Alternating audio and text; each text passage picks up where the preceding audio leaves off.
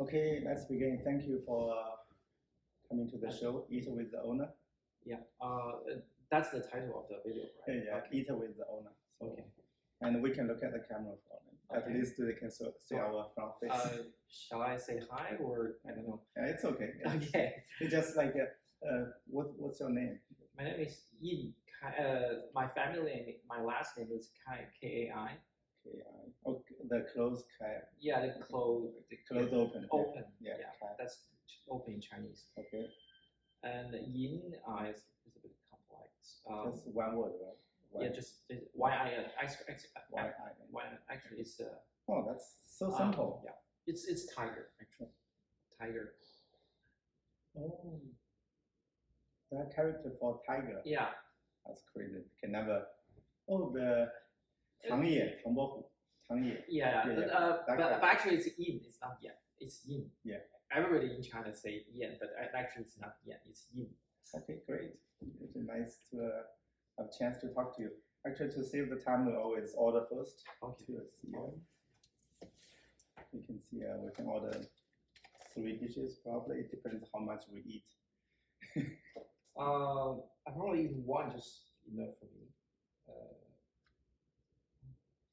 You came here twice already. I saw you twice. Yeah.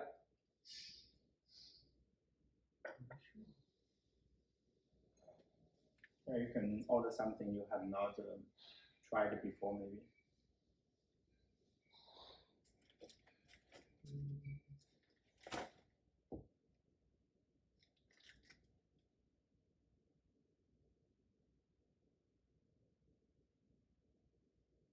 Oh, let's say that pork ribs with bamboo shoots. Right? Okay, yeah. Okay, that's for me.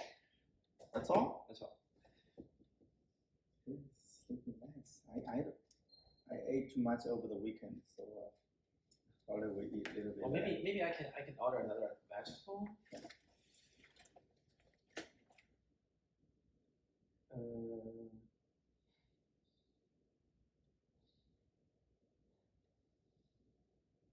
Okay. Let's say vegetable. 蒜蓉上海青. Is that okay for you? Shanghai is not. Probably try the broccoli will be better, or some. The Shanghai is not, because I ordered. Sometimes it depends on the season. It's okay, I understand that. It's too thick. Okay. It's kind of, it's not so much leaves. The leaf part is smaller. It's weird. Sometimes I see I can buy some really good. Okay. You can try the broccoli or the dry fry. You want the green. With green it would be like broccoli and garlic sauce. I eat every day. Okay, no problem. Yeah, that's it. Broccoli. Yeah, I eat that every day. The lunch. Try to do that, and also we can do the 地三鲜. Oh yeah, no problem. I love that. Rice. Yeah. But just maybe you can share one small bowl because I eat very less. Okay. Rice. The same. I try to kind of. Okay, great. But it depends on you, because I eat very less rice because I'm trying to control my weight. To be honest, exactly the same thing here. I will be really quick. I run back to the. Okay, no problem. Yes.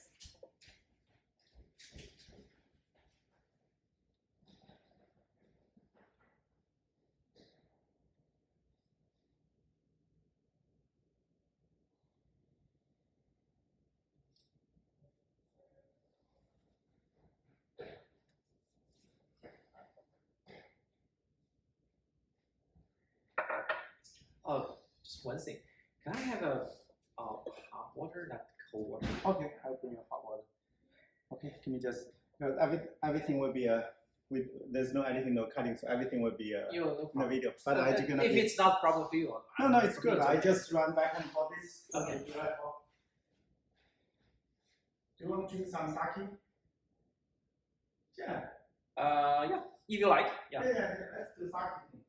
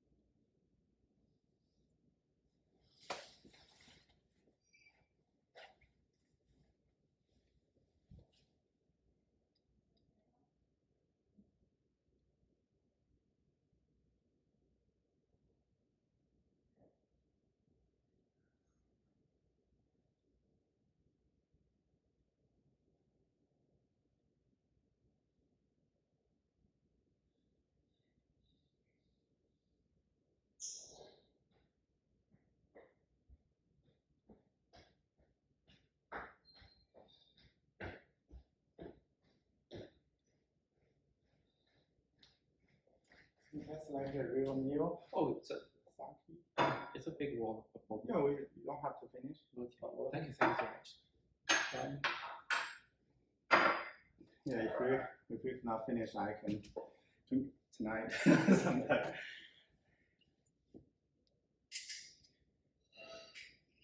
So you are the, I guess we have 10 episodes already. You are the 11th. Oh. Yeah, this is the 11th. Yeah, I'm so lucky. 11 is a good number. Yeah.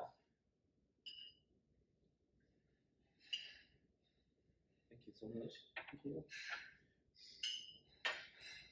Actually, I watch my weight as well, but it's very, I almost fail every time. Yeah.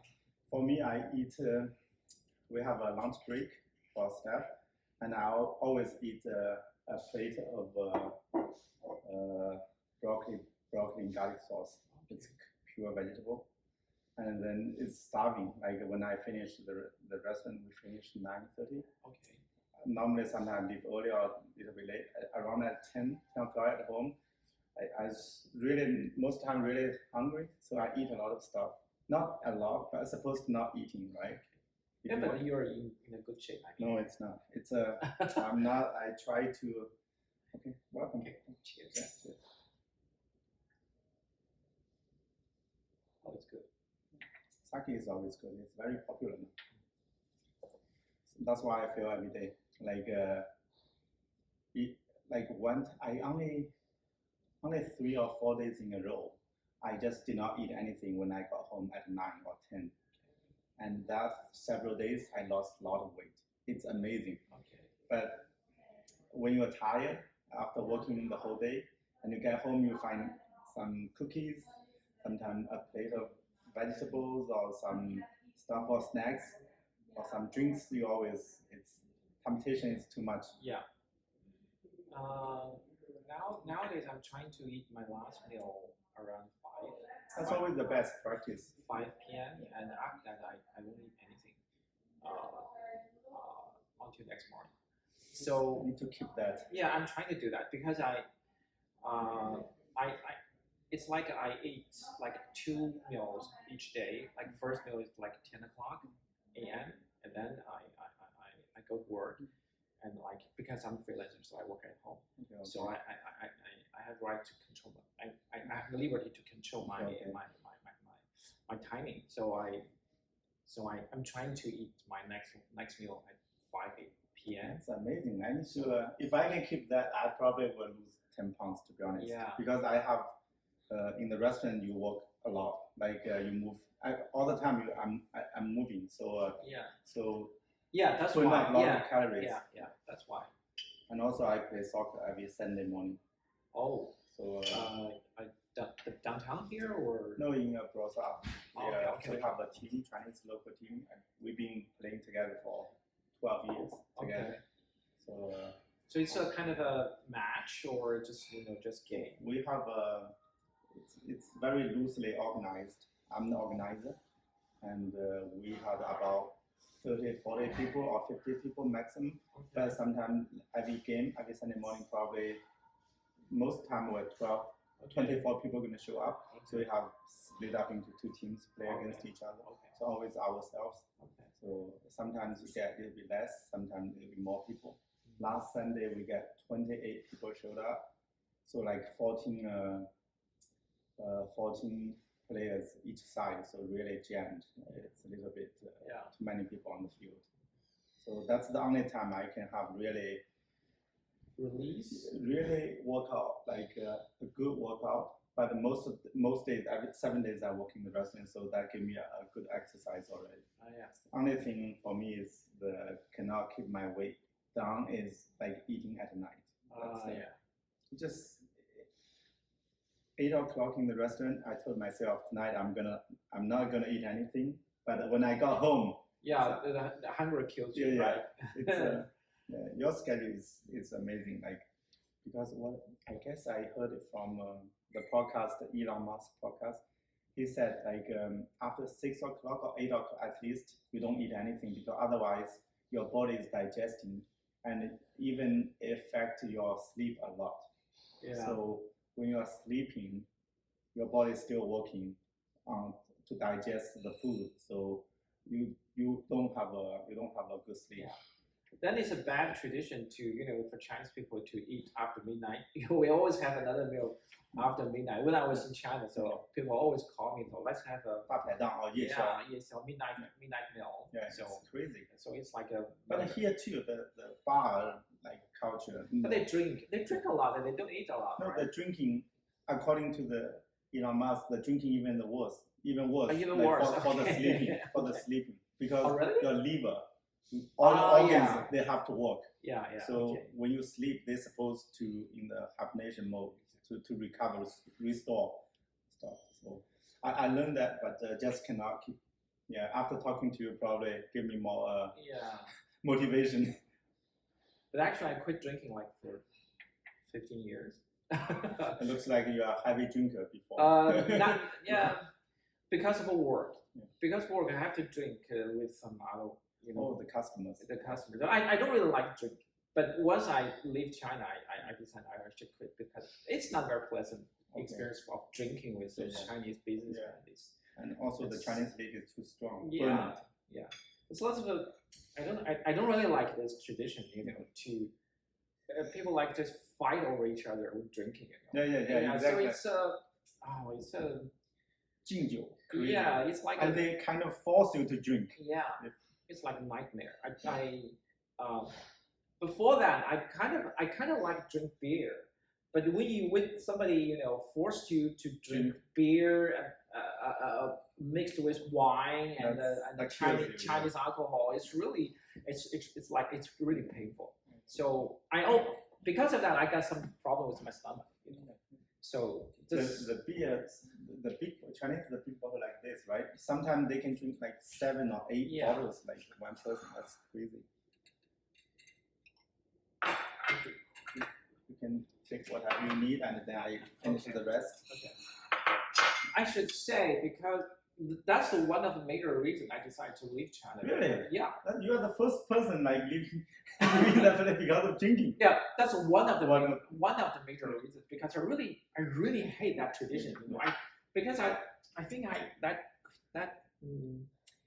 it kind of represents one of the way of Chinese way of thinking. I don't really like it because people always want to force you to do something you don't like to do, but you have I have no right to refuse, to reject. I don't like to do that. You couldn't force me to do that. You're not from countryside. Are you from countryside or the city? No, Which city you were born? I was born in Beijing. No, Beijing is not a big thing drinking, right? No, you couldn't imagine. But I'm from a village. That time for the village, the drinking is crazy. Like maybe like twice the things you said. We always call the table always 8, and if you have the seniors, you have to like 陪他们喝, like drink 2 cups like this or a little bit smaller, and in return, sometime after, they will ask you to drink 4. You cannot refuse, as you said. You cannot refuse because otherwise it will be not polite, right? So like 2 and then plus 4, and then next guy next to you, or even like you are the same generation, and probably you drink 2 and then back 4, and sometimes even they double to 8, and some crazy after sometimes like they kind of get really heated, like a gray atmosphere, so they're gonna double to 16. Yeah. So it's crazy, 16, almost like a quarter of a bottle, and you're done. Okay. So some people. So I was drinking that a lot. One of the show I said I passed out like 6 times in my life. Totally passed out for several times. Can I ask which region you come from? Jiangsu. And Jiangsu. Okay, I remember where that. Yeah. We're kind of have the same hometown, but it's my father's hometown. Yeah, it's crazy. The Chinese liquor, and it's so cheap that time, like maybe 5 MB bottle. Like I think everywhere in China is the same. It's except that some southern provinces. Rich. Yeah. Places. I think everywhere is the same. In Sichuan, in Shandong. Because I used to work in Shandong. That was really in the village, with. But you were born in Beijing. That's a big city. You're the lucky one. You are the lucky one. I don't Top know. 1%. Who knows? I Yeah. don't know. The big I don't city. feel it's lucky, you know. Beijing, Shanghai. But actually, yeah, maybe for Chinese people, yeah. Yeah, exactly. So, but I was going to say, in Shandong they have a terrible way to drink. it's There's Jiangsu, the northern Jiangsu, and we kind of part of Shandong as well. So we Yeah. drink a lot of that yeah. crazy Chinese liquor. I had a lot of crazy experience drinking with Shandong people. You know? Yeah, exactly. It's I never been to a business like kind of those kind of a dinner drinking because I did not have chance. I was only a little engineer, so had no chance to. But for us, it's the wedding in the village. Will be the wedding funeral. But at least when you drink, you really enjoy it, right? You're kind of enjoy it. Not so much all relatives, but not so much. You can't force as well. It's kind of it's the plight. You have to. Your seniors, your uncles, grandparents, or their generation, you have to drink a lot with them. You know, we did not have choice, I guess. But I think we know them pretty well. Me neither. I mean, I really hate that kind of circumstance, that the kind of situation that you don't like the people sitting around the table. You think they're kind of stupid or hateful, but you have to do that. That's nightmare. Is that part of the tradition, like 300 years ago, with like that? I don't know, but it seems like everybody, especially those businessmen and the Chinese officials, they think that if you want to do business with them, you have to drink with them because in that way they can trust you, right? So there's no other way in Chinese, cultural tradition. Maybe I'm kind of exaggerate, but I feel that it's the only way that communicate with those businessmen or Chinese officials. Because I'm a kind of ordinary people. If you want to have some doing some business with those guys, you have to drink with them to gain their trust. Yeah, but in the tradition, I think the people they drink alcohol. Most of them are noble people, right? Well, like the noble people, they always polite. I don't think they would force the other people to drink. Right? Yeah. It's like more like a Japanese society. Yeah. They don't force it, but they drink a lot. They drink a lot. They drink a lot, but it's like it's not this strong alcohol. Chinese liquor is strong. I have no idea when we saw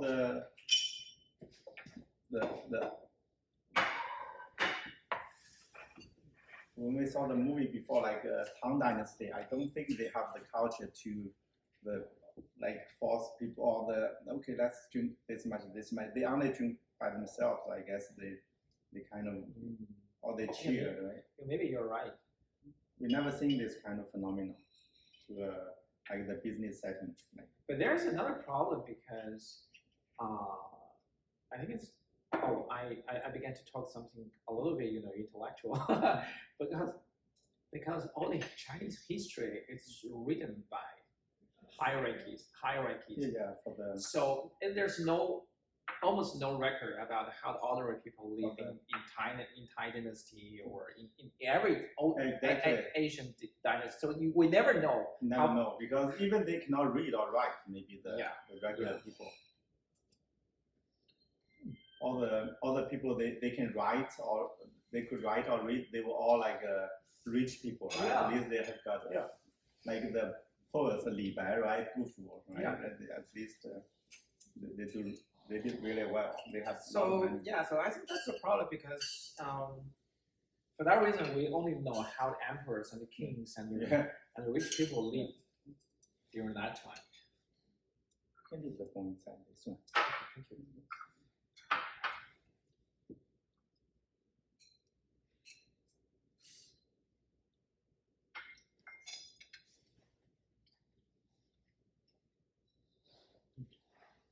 If I open the bottle, I would drink a lot. I could drink a lot. I have a theory, like I'm drinking the Chinese liquor. I could drink 2 bottles one time. two big bottles Chinese liquor. I remember the first time when I was in Shandong, I don't know anything about the drinking custom. So when someone poured the alcohol for me, I just take the cup, and it's really funny because once I take the cup, everybody grabs cup, and you have to drink it. Yeah. And then I understand. So there's a when somebody starts, you need to drink as well. Oh, that I start realize there's kind of hierarchies between alcohol. For beer, you can drink as you like. Yeah. But for Chinese liquor, Chinese liquor, you should drink with anyone else. You couldn't drink alone with Chinese liquor all by yourself in around the table. I knew nothing about it. So every time I grabbed the cup, everybody around me, like 10 people, should grab their cup at the same time. Okay. That really terrified me. But that's their tradition. But for us, it's like, for example, we have 8. I can raise the cup with you. Say like you are my. So that's like a 2, and then they all pair. Like another pair, they're gonna drink their own thing. But you couldn't drink all along, but all by yourself. No, that's not too good. Yeah. I knew nothing about that. It's really funny. And also the like last time 3 years ago, or even the second to the last trip, I went back to my village. Now they invented they evolved. The technique evolved by drinking. The drinking technique evolved before. Like you pour like this. Usually the Chinese liquor is a little bit smaller. The cup was a little bit smaller than this. Now make it, because every time you have to, like for example, of the big table, we decide to drink 4 cups together, right? Just show our great relationship, and we drink 4. But every time you finish 1 and you need to pour, right? You need to feel, right? And it's taking a lot of time. Yeah. Now the 10 years ago, second to the last trip I went, they invented. So they give you a cup normally made of glass, like this big, or even a little bit bigger. At the beginning of the table, at the beginning of the meal, they will ask everybody to have the full glass, and then at the same time they give you the small cup like this, a little bit smaller, so that you have a full glass of Chinese liquor and then small one. You want to do 4 and you feel by yourself. So it's then I realize people are smart. Yeah. Like they kind of crazy. You have a big glass of like Chinese liquor for yourself. That thing, nobody gonna help you if you cannot finish. That's your stuff. And then you use the small cup and you pour yourself. Okay. That reminds me of one of my very funny stories I had experience in Shandong.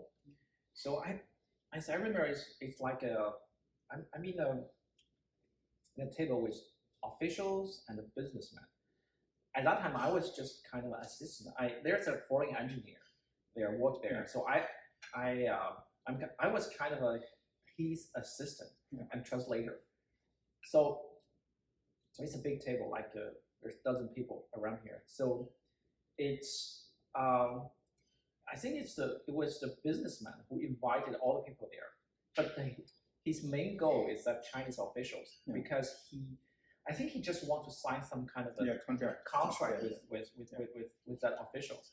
So we have this very big banquet, and I think the Shandong way of doing things exactly the same idea. It's like they give everybody a small bottle. Yeah, small bottle. A small bottle, and with you, they're gonna ask what's your name, and they're gonna put a small tag on the bottle. Label your name. Yeah, my name, and they put those bottle at the table just behind me. Yeah. So it's like a 12 bottles with there. Your name. But that way you can keep everybody will drink the same volume. Gee, that's okay. The funny thing is, we all drink a lot.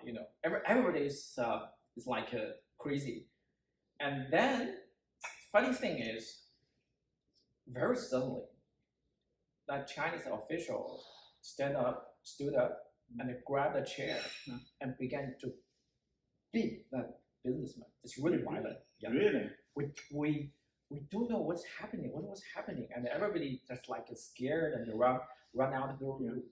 The room. And I asked that the waitress, because that waitress is kind of she was really terrified. And she's kind of weeping in the corridor.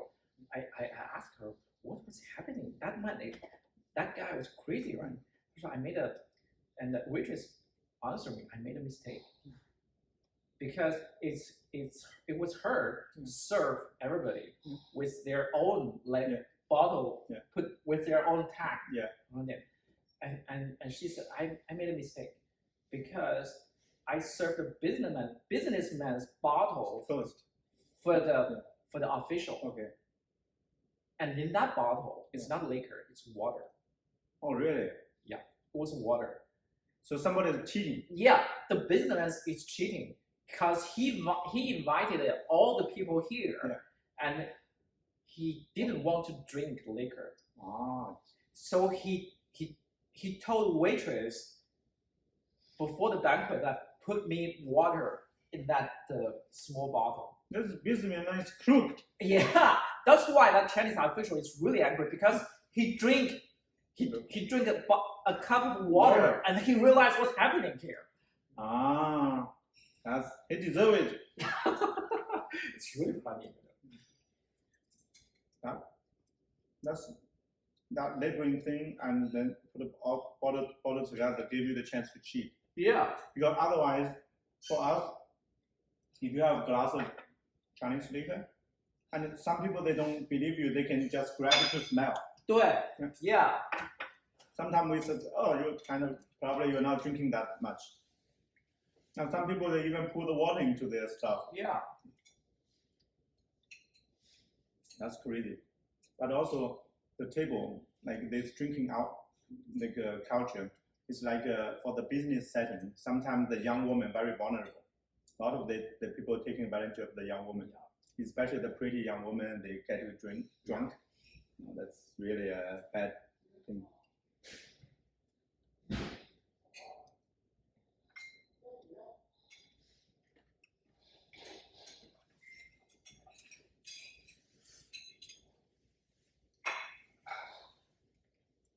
That was funny.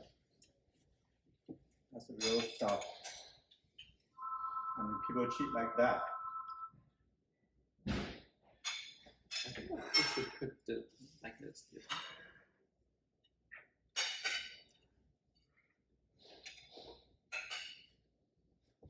But what year you were born, if you don't mind? Oh. You were. I do mind. I don't want to Okay. say. I don't want to say. Don't worry. I'm Don't kind worry. of, Yeah, I'm very. Yeah, I'm 40. I'm 42. Year of sheep. But anyway, like you, how many years you been here? How long? Like for 10 years. But okay, the first time I was here is like 2011. So like 11 years. But during these 10 years, half of the time I spent in China because I got work there. So I have to go back. I have to go back to China. I have to went back to China to work. And once the work finished, I came back here to it's like a holiday. Spend a holiday here.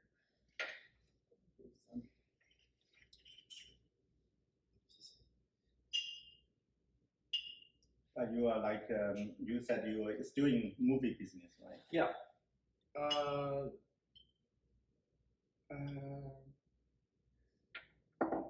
I All the time, like after graduation from yeah, school? because my studies, I did studies in France, so About movies. yeah, Films. about films.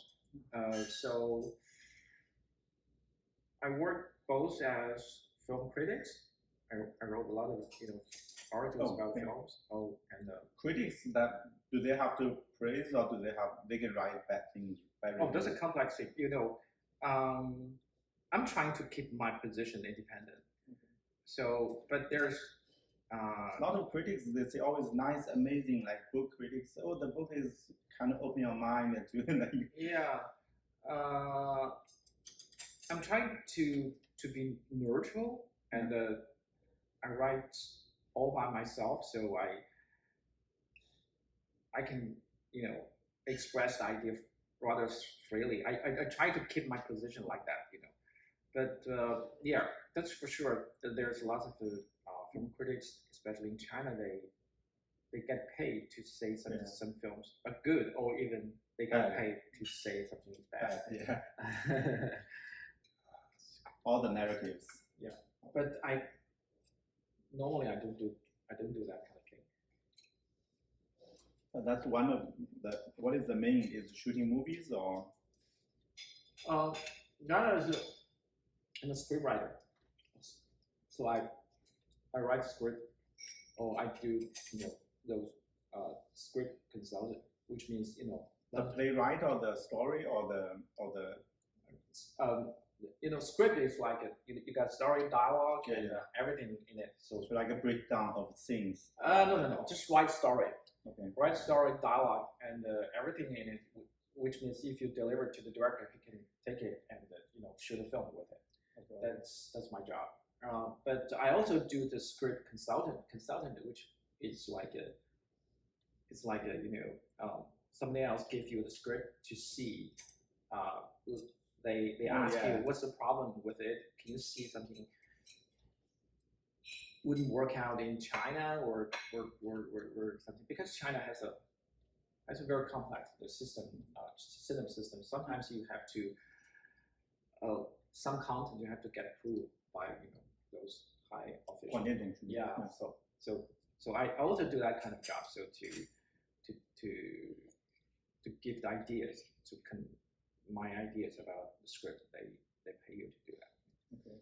But like all this stuff you're doing in Chinese language or like English as well?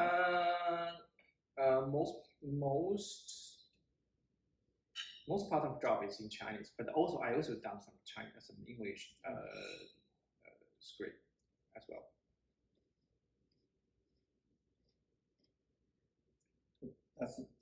That's all you do. I thought like a movie you have to shoot something or like. No, because film business is very it's a big business. You have different positions. Yeah. You got director who work on scenes and the breakup scenes and shoot the script, direct actors.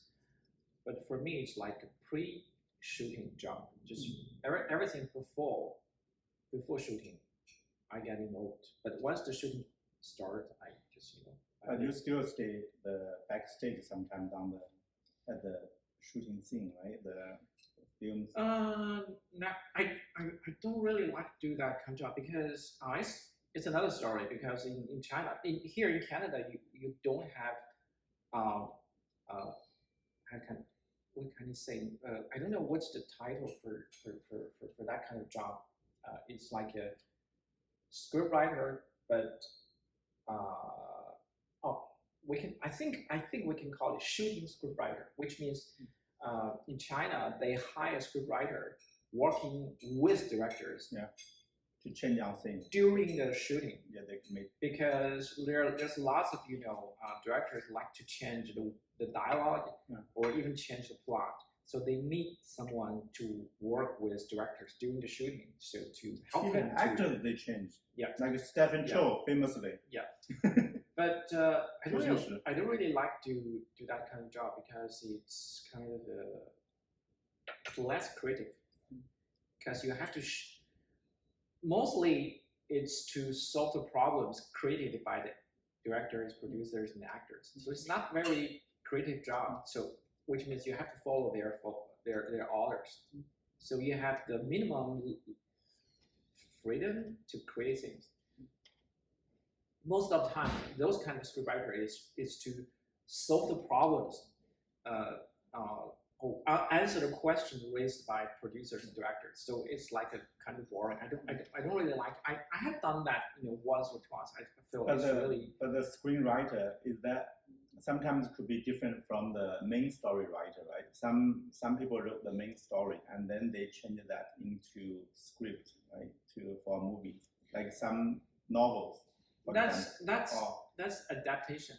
Adaptation. Okay, that's Yeah. called adaptation. Good. But mainly like you. Oh, no. Yeah, because that's another kind of thing. But scriptwriter is always That's your own story. That's your own story. No, a scriptwriter also can do that kind of job, but which means the producers or directors buy the rights of could be a novel, could be a stage play, or it could be some stories you can find on the website, on the internet. Exactly. So they buy the story and they leave to you, and you change it. You just change it. You just refine it to a complete story, and with dialogues and plots and action. Constraint in the movie. But sometimes you can start from scratch. The scriptwriter, like, let's create this story, and we have script like. Yeah. Really? So that's crazy. But for commercial projects, it works always like this. It's producers.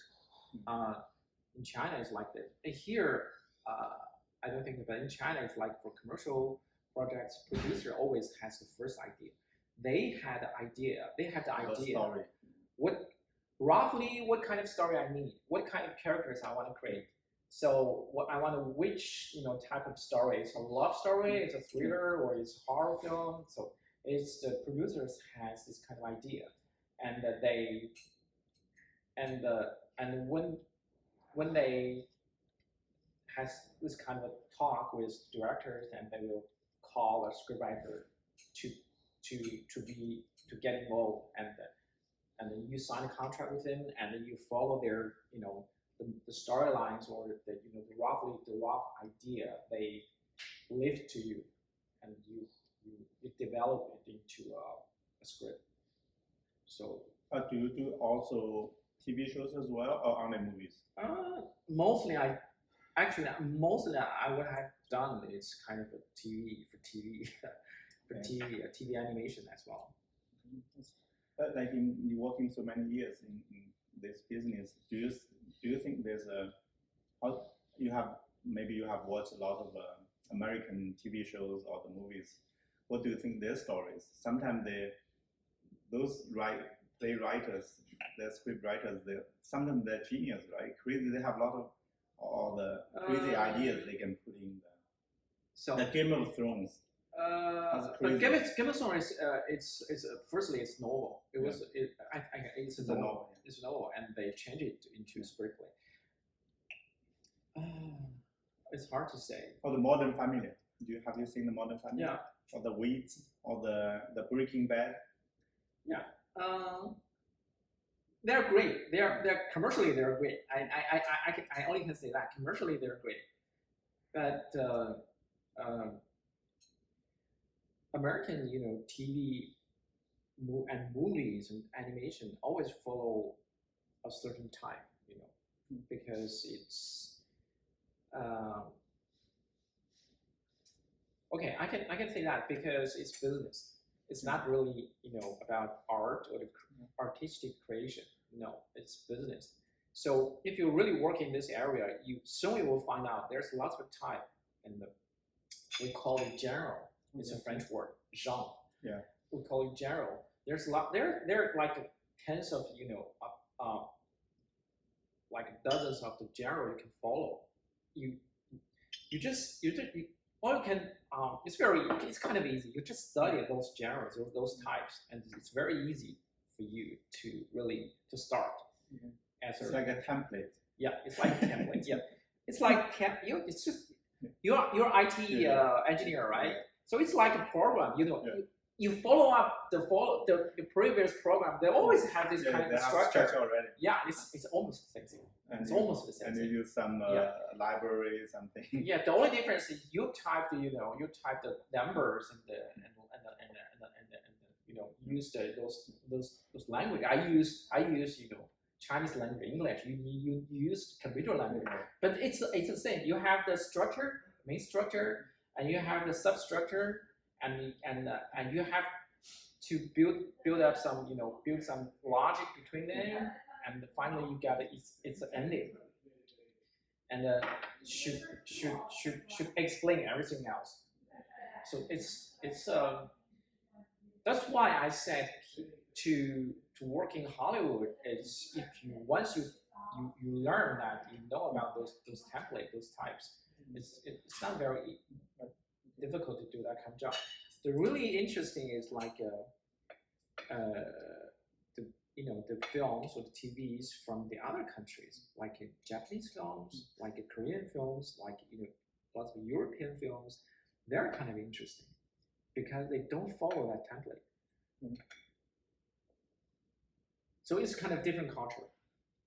But for the Chinese with the TV shows, they all right now there's a lot of restrictions in there. The popular one right now is it's called, what is the 都市剧 city stuff, right? You can call it urban drama. Urban drama. Urban drama, yeah. But it's very. I don't watch a lot of them, but sometimes I saw them. They all have a like really super rich. They have all the big companies. They one company taking over another one, and then some people super rich manager or CEO of the company, and at the same time they have story with the parents-in-law, the relationships, and the money thing. It's always like that. So that's the type. That's the general. That's the template. With that template, you just change the name. You just change a little bit of character. You can make tons of them. It's if you really work in that industry, you do feel it's fun. Really? It's not fun at all. But what's your plan? You want to join a company here or the? I have no plan. I have no plan.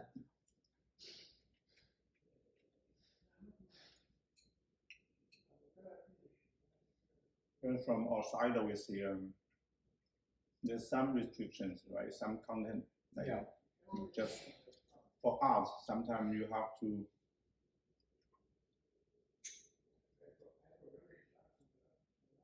have the crazy people, crazy ideas, but sometimes they think your crazy is detrimental to the society. A lot of times. Or you mean in the film industry, or yeah. So we'll say, okay, you cannot produce this kind of movies. Okay. I think in film industry, in this business, everything you have done, it should be, how can I say, audience driven or market driven, which means before you do that, the producer should think really deeply, fundamentally. They have to think that is this film the audience or the local audience, the target audience, would they like to see this? That's the first priority. That's the thing. If you want a success in the market, you always go extreme. Yeah. Because ordinary people, they live the ordinary boring life like us, or most people really boring. You cannot tell, oh, let's do this nice thing, this good thing, nice to each other. If you, in the movie, you cannot be always nice to each other. Otherwise, nobody gonna watch your movie. So that's a market loser, a failure. So it's always crazy people. You see all these characters in the Hollywood movie, like the really extreme, even drunk or the drug addict or whoever, and then they turn around their life and be a hero in one event. So they stood up to be a superhero, but before that was crazy, this bad. But this kind of, you have to be crazy. But what I'm saying is, when you have this kind of crazy character, or you have drug addict or the alcohol addict, but you cannot be in Chinese movies because that will give people, this kind of. But that's culture differences, right? Because it's not doing good to you're not leading the young people to have the right ideas about life. Sometimes they have to have a positive energy, whatever. That will restrict the space for the crazy people. But I don't think that really concern. I don't think that really has kind of connection to creativity or crazy or not. It's a cultural problem, because in some country, like in China, there's something it's crazy. Japanese, they've got this crazy thing too. Or Koreans, look at the Squid Game. It's crazy. Squid Game. Oh yeah. So popular. Yeah. But it's not proper. Like yeah. But also that's kind of a. I don't think I don't think Chinese people they're not crazy. It's only because you are not allowed to show that kind of a insanity yeah, exactly. On screen or on TV, right? Yeah. So you are not allowed to do that, which I don't. It doesn't really mean that Chinese people they don't crazy. They're not crazy, no. Yeah, exactly. The movie business have to be crazy a lot of times. Look at the Heath Ledger. Almost. But I don't know. I should say that those kind of insanity, those you see people going crazy on screen, is also Look at the Joker, the movie Joker. Yeah, but I also like to call it cliche or stereotype. But I'm boring. Even we're shooting this video, there's no editing, no. Yeah. A lot of people give me a suggestion. You need to focus on the. Believe me, the thing you have done here is 10 times crazier than Joker. Yeah. It's I really like when I watch movies, those kind of it catch people's eyes. Like what else? Another one. Even the right now it's happening right now. It's the controversy of David Chappelle. Do you know Dave Chappelle? Is a comedian, almost the #1 comedian in the United States. Oh yeah. He's big controversial. He has a Netflix special. It's called Closer. Oh, I haven't seen that. It's crazy. I guess he got every year he got $50 million for the Netflix. Netflix pays him $50 million for a special. It's a comedy, and in the comedy latest he joked a lot about cancel culture. So now he's almost public enemy of the mainstream media. It's happening right now. Okay. Yesterday, last week, it's still going on. I know the guy, but I didn't know the. Yeah, Dave Chappelle is almost top 5 at least. I learned English by watching a lot of American stand-up comedian. It's amazing. So this guy, top 5 all time on my list. Chris Rock, but he really speaks his mind because he joked around the transgender people, and he joked about women and Asians. He joked about everything, but people took him too seriously or something. Like people think this right now they're boycotting. They're asking Netflix to remove his special, and it's which means they cancel. The cancel culture is like if you say something now, you're crazy, and they can. But that's part of the art. With the cancel stand right now, all the art happened before. They all should be cancelled.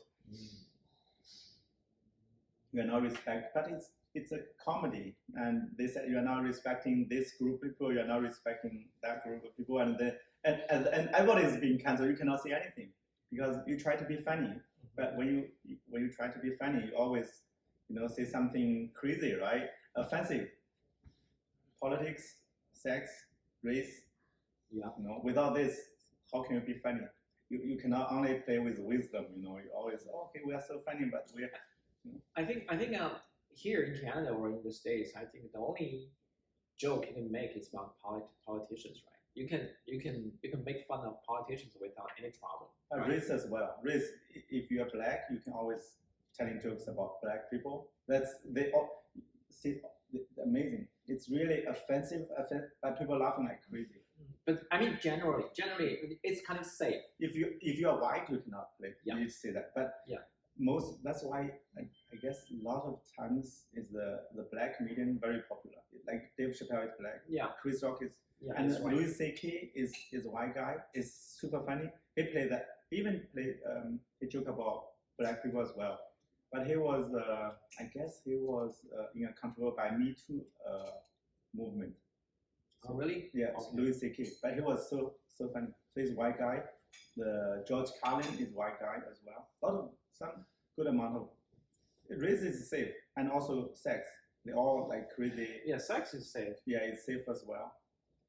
And especially the female, the Amy Schumer. But let me ask you one question. If a white comedian make fun of Asian people, Chinese people, do you feel comfortable or not? Yeah, for me, totally fine. It's Okay.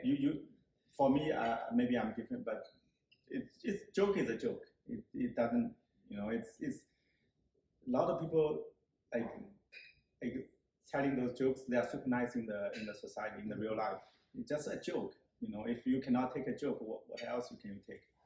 You will be super straight. Okay, one sentence wrong, use one word, and you're super angry. That's your own mental problem, I think. It's a super sensitive. I was super sensitive. I told before. Yeah, I was from countryside, super poor. When I went to Tianjin University. Yeah, you still years. Yes. No, I got it last week. Somebody sent you from China. It's from classmate. It's okay. 20 years, 2001 okay. and 2021. So it's we are the computer science for the. Okay. It's our. I guess the back is what. Look. The back. Oh, I didn't see I didn't see the character. It's what? 人生若只入初啊，Yeah, it's from our 一个制程机系. So for the computer science, we have 4 classes. Each class is about 30 people. We had our class 4. We had 28. So about 100 people study computer science. So graduation 20 years. I'm here, so a lot of people still in China, they printed this kind of T-shirts and mailed to us. So you still have very tight connection with those classmates, or? Not so much, but we had a WeChat group. I got it there, but it's I always say the university time is the worst time of my life. Me too. And that's why I just lost contact of all my university. I still have them, but what's your story? Why it's your worst time? I didn't tell mine. Why is your worst time? I'm pretty sure it's totally. Which school? I studied in Shanghai, Shanghai Foreign Language University. Wow, that's a big one. Yeah, that's a really great one. Yeah. So you learn English there? No, I learned French there. So your French is good. Yeah, my French is good. Oh, that's crazy. So you're supposed to be here in Montreal. If your French is good and then with English, Chinese, and it's amazing. But I lost. I don't know. I just don't like that university. It's your classmates must be doing really well. Some of them are really good because they could be working in government, especially the foreign. I think half of them. Foreign Minister Department become Chinese officials. Yeah. Somebody goes to CCTV, Xinhua She, and foreign affairs. Yeah, exactly. Your kind of classmates. And half of them they have power. Some of them go to. I don't think so. And half of them go to abroad. Yeah. And mostly in France. They stay in France. So the whole class will be French. How many classes for French? Like only one class? No. I think that we got two classes that year. Wow, that's amazing. In like 50 people or 60 people. But I don't know. I just. So why did you end up in movie business? Because like with your language skills, I'm a weirdo. I'm a weirdo. I don't really like French language at that time. Okay, at that time I really don't like French language, and I don't study. I do some weird things, like so I'm kind of isolated in the class. They don't give a shit about me. I don't give a shit. I don't give a shit about them. So it's kind of funny. So maybe it's because you're from Beijing. Beijing and Shanghai, they're big rivals. No, I don't think. I don't think a lot of times Shanghai people they don't like Beijing. I just don't. Okay, I just don't like the experience there. It's like everybody study very hard. Yeah, I want to study hard, crazy hard. But I don't like study hard. That's the reason. Because I think university is another place. It's not like you're in high school. You just study what teachers teach you. It's kind of stupid. Like that way, if you pass 4 years in university, you have to learn something else, right? We have a lot of things in common. I failed a lot of subjects in university. A lot of them. Yeah. I almost get expelled because of we have the one semester. If you fail 15 credit points, you're gonna be expelled. Yeah. One time I got 16. I did not get expelled because I talked out of that. So I was doing pretty bad in university. I was like everybody else is studying, and I spent like just lots of time in cinema, and those time and at that time we got those kind of video. How can I call it? Video games like the no video rooms, which means it's not like nowadays when you got you watch movies. Watch movies. Yeah. I guess we are the same time. We have the same thing. Like the library that you can borrow VCD. It's not really in library. It's kind of private. You got lots of very small theaters. They play the DVD and LD for you. You just spend like $2 to buy a ticket, and you spend a whole day there to see movies. I was like that. I spend most of the time in those small theaters watching Hong Kong, American, European movies. So that's. I was watching the Independence Day from Will Smith and Aliens as well. Yeah. That time, I guess we have normally libraries also they provide this kind of services, like you watch movies. That's why when I graduated, everybody else went to the big companies or Chinese government institutions, and I just decided I should do something about cinema.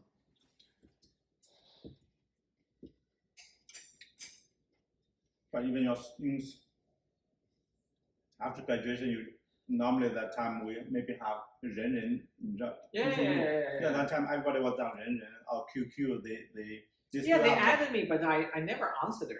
I never answered them because I don't like those guys. I think we still have in our class. We still have one or two like you. When we had the chat group, and on the chat room, I guess two of them. One of them in Columbia University. Right after graduation, he went to the Columbia University. We call them weirdo. Yeah. Okay. I kind of exaggerate. I still got some friends there. Very good friends, but I just don't. We don't have a common language, So because we couldn't share the same interest, I'm very fond of cinema, music, and literature, but they just want to study, language. So it's kind of and after graduation, everybody says, okay, you got what kind of job? How many you make each year? So I don't really care about that, So it becomes really even more weird, when you. I think I graduated from the university. I don't have to suffer from those kind of things, and you just when I went to London, you guys keep talking about that. I feel enough. It's kind of it's not a thing for me. I don't really want to spend my time to talking about how many I could make in future. What kind of job I have done recently, and I don't think it's fun. It's not fun. I guess you belong to the United States. United States have a lot of independent. Generally speaking, they have a lot more independent thinkers than anywhere in the world, I believe. I think France is pretty good as well. France is the problem is you know the French. I don't know the language. That's the problem. I learn my English by watching all American different people. I think we understand because I began to speak English because I watched so many American films. I just keep watching some of them like hundreds times. I watch a lot of like the documentary or the conversation interviews a lot of crazy people. Sometimes in the left, even the politics on the left or right, I watch a lot of them. So it's really interesting because for us, we thought everything. Most people have the same idea about a lot of things, but they are so divided. It's so diverse. It's amazing. That's why the United States, the American, there are a lot of people. I listen to a lot of podcasts, YouTube, and especially during the pandemic. When I cut vegetables, I always listen. It's amazing. People's ideas. It's the most. I always say people's ideas the most beautiful thing in the world, because it doesn't matter you have money or not, you pretty or not, but the minds really amazing. Some people they're really bad, some people really nice, and then some people really creative, and they're brave. They always say that courage is the most important virtue of all virtues, because that's probably the quote from Churchill, Winston Churchill. Because if you don't have courage, all the merits doesn't matter. They don't matter because you don't have courage to act, to do anything. You brave in your own mind. But when I see what happened even before 10 years ago, I came here 15 years ago. That time left was really brave. A lot of people they fought against a lot of ideology or fought against a lot of the main idea.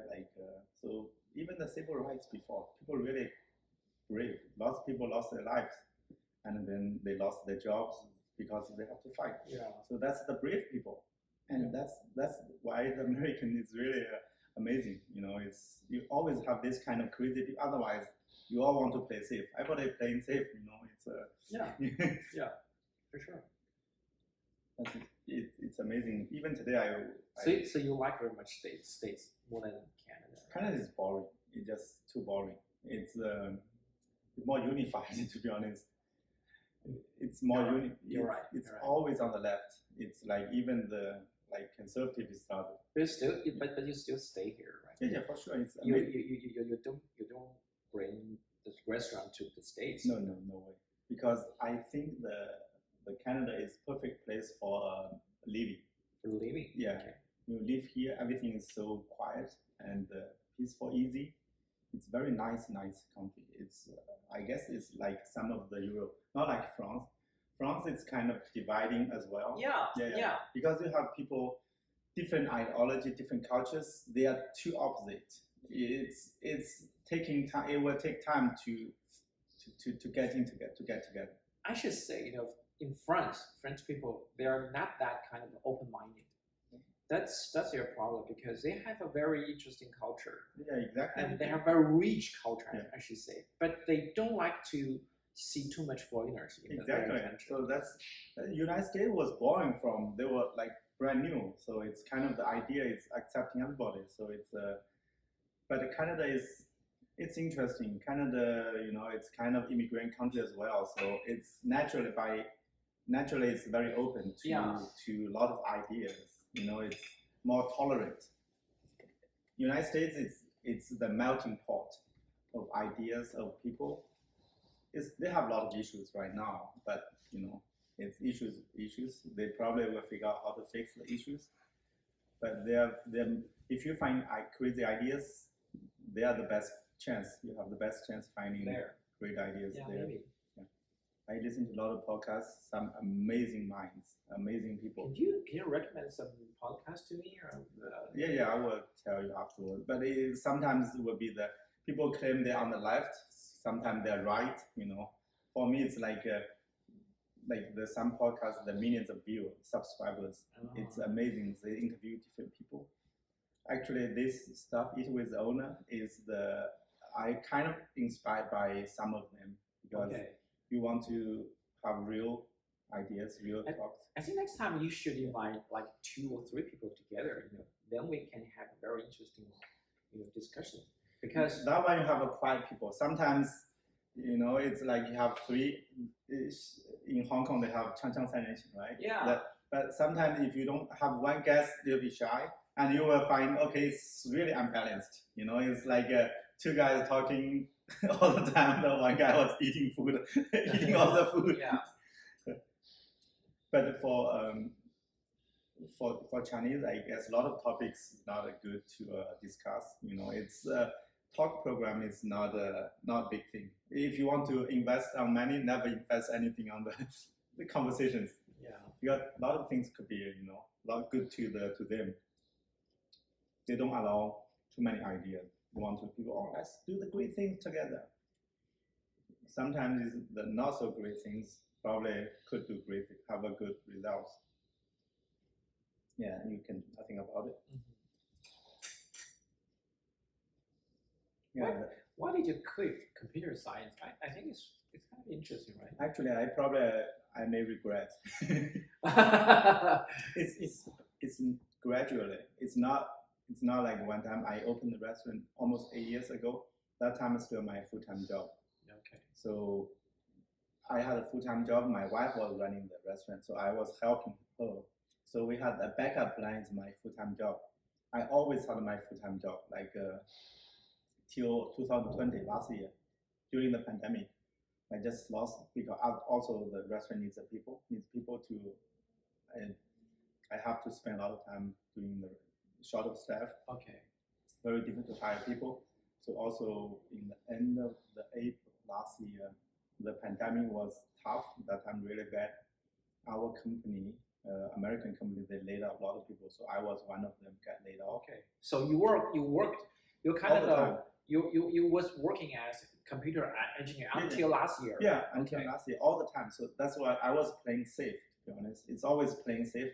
So the family had a stable income. So the restaurant business, if you make money, great. If you don't make money, it's fine. If you lose a little bit money, probably it's a little bit fine too. At the beginning of the 2014, we opened the restaurant. We lost a lot of money every month. So I was really scared.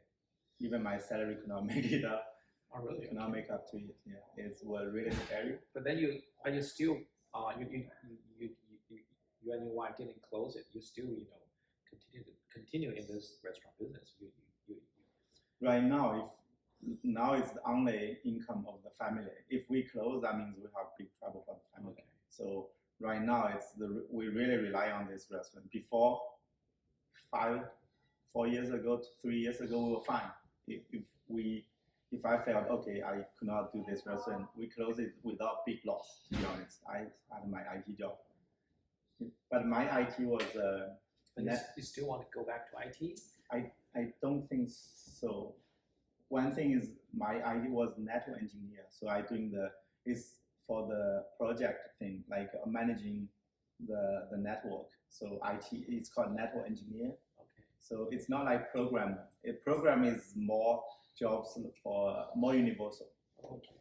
But the network engineer is like the demand is getting less and less because everything is moved to the cloud. So perfect. So it's concentrated. Before, like big corporations, like or medium-sized company, they have a data center. They need some people like me to manage the network there. We call data center or the server room. So all these servers or the network stuff, every company, medium size will have one. So need at least one of us. But now everybody moved to the cloud, so they don't need so many. So the cloud company, the Amazon, Google, or the Microsoft, they only hire maybe 1,000 network engineers to take out the whole infrastructure. And for the company, they just like everything on the web. They configure something, so they don't need us anymore. So once you get like much more advanced technology, lots of people get laid off. Exactly, yeah, efficiency. That's the whole purpose. They save the cost for the corporations, for the companies to provide them IT services. So they save cost. Cost is us. We are saved. That's the evolution. It's technology. Like the AI as well. When AI is so mature, a lot of jobs will disappear. For example, the lawyers, the legal assistant or whatever, they prepare all the articles of the law, whatever. This can, even today, they can be all prepared by computers, AI. They do the research. Okay, what clause is good for this, and they bring to the lawyer. So, and also the robotics. Right now, a lot of farms, I guess they are doing the robot. Even pick the blueberries. So the robots, It's the machine. yeah, the machine they can do 24/7. So people need to rest. They don't need to rest. They don't even need people be there to Yeah, exactly. to survey them. No, not at all. It's so it's the for me best chance. If I was a programmer, would be much easier for me. Right now, I think programmers, developers, they are in high demand. So a lot of people, a lot of companies, they're hiring computer programmers, but not the network engineers. For us, the best position would be in Rogers, Bell, and Videotron, and all the tellers. But they have they have certain positions already, so people already position already filled. So for us, it's very tough. But unless we change. But I was learning computer science. I was supposed to be a programmer. To be good. All my classmates, they're really good at programming, and they became the managers, whatever, the architect. But for me, my first job in Huawei, so I was doing the telecom naturally. So I was not doing the programming. My friend that day, I came here first time with my friend. Okay. You worked in Huawei as well. Really? Oh, you were sitting by the window. There, and then he and his mother would come with me, and he worked in Huawei as well. I think it's like 2007. Okay. From 2007 to 2009. Oh, that's after me. I was 2001. Exactly same job as your telecom. Yeah. So for me, I really hate Huawei. Really? I really hate. I like Huawei. It's my first job. That's why, the most miserable time for me is in university, because like when my primary school is the village. Sometimes went to school without shoes. That's the real life. I was poor like crazy.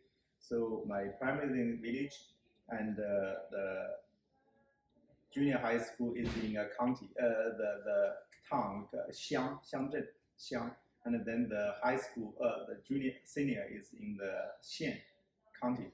So, and then Tianjin is the first big city, real city I've ever been. So in the 28 of the class, 28 people, I'm the only one from the real village, real countryside. So all of them, they have money. So their parents give them a lot of money. For me, I did not have enough money. So even went to like the same dorm room. We have 7 people living in the same room. So like they all saying, okay, this weekend let's go to eat outside in a restaurant. I could not go because I did not have money. So that time was really bad. So it's a inferior feeling. It's really crazy. So super sensitive. That's why I'm saying people sensitive is not good. That time, and anything It's funny. It's funny. I began to realize what you're saying just now, because the background, the city, the different state come from really made you different people. Because exactly, the city people. When I was in Shanghai, I got exactly the same situation as you, because I don't have too much money. Because even I was born in Beijing, my parents are not rich, right? Sometimes they go out to, and I spend a lot of time and money to watch films, right? So buy CDs and watch films. So I don't have too much money to eat outside. Every time someone call me, okay, do you want to eat outside for something? I just tell them directly, I don't have money to do that. For me, it's like nothing, because I know it's. I feel quite confident to say that. For me, we cannot say that. It's everything gonna hurt our feelings. That's interesting. Okay, that's exactly the psychological problem. It's not really relate to your reach or not you have money or not. It's kind of a psychological. Yeah, exactly. It's called inferior feelings, and I need, like, our friends in the same dorm. We used to play cards. The poker. We play cards for people, 2 or 3 watching, and they're gonna say something. They said something to me. It's jokingly or like teasing me or whatever, or something nice. But I feel I was offended. The people living in the same room. I had the fight with a lot of them. physical fights. We were bleeding, fighting, really, because something they intend for good, not the. Yeah. And it's amazing. So I did not have any good relationship, but we were fine at the end. Like even before we graduated, everybody was fine and was smiling. The good relationship, but we just lot of them really close. They're really good friends, but never to me. I never, even myself, I never felt like very, very connected to any one of them. Like I cannot say like I tell you anything, I tell you everything. You know, it's like, but a lot of them I know. Sometimes I say like really admire. They have so close relationship. Some of them their buddy is really great, but for me I can never. It's like that's funny. I don't feel that's a big deal for me because I do remember. I did remember that one day I just spent all of my money buying DVD and CDs. I had no money. I spent like a 1 month 1 month living fee just buying that. So I don't have money to eat for like the last week of the month, and I just stand in front of the canteen, and I saw one of my classmates. It's a cute girl to go into the canteen. I just said, okay, I don't have any money to buy food. Can you just buy me a bread? and she did. I feel really happy. I can eat at least one bread. For that day. I think it doesn't really bother me to do that. Yeah, because you are not really poor. If you're really poor, that will bother you. You're gonna even before you open your mouth, you're gonna think a lot. It's crazy. And 1 month, that little bit extreme in 2000, around 2000, my grade 3, I guess. 1 month I spent 80 RMB total month, so less than 3 RMB a day. So I eat a mantou morning and lunch with the 榨菜. So the whole month. I was crazy. But I was same poor. I was poor in my senior high school or the junior high school. But that time, most people were poor like me, so I did not feel nothing. Yeah. That's why that time was okay. The high school, even the primary school, like people like we're playing with mud, here. Everybody was the same. That's why if you are poor equally, you are fine. But if you are poor, if you in the senior high school, and I was poor, and like 50% poor, but another 50% leaving the county from the county. There's some factories as well that time, so they were living relatively well. So 50% poor, it's fine. We have at least we have half of the people like same kind of poor. So I was fine. I felt a little bit, I did not feel unhappy. We were playing like here, there, and making jokes, and I felt like okay, some people in the county they live close to the school, so we went back to the village once a month. So every weekend they go back to even during the lunch break or the evening they go back to their parents. But we felt, they're only half, half of them, or even less than half. So majority of us, so we were poor, but we are the majority. So I felt a little bit, but not crazy. But in the university, I was the only one. So another 27, they are really, a lot of them from capital cities, like Nanning, from Hefei, from Yunnan. They're all from the big cities. And 7 of the 28 classmates, 7 of them from Tianjin. They were only one of little bit workers, their parents workers, little bit, not having money, but others really rich. Yeah, I can imagine. Yeah. So that's crazy. The university time for me is really crazy. I was so angry.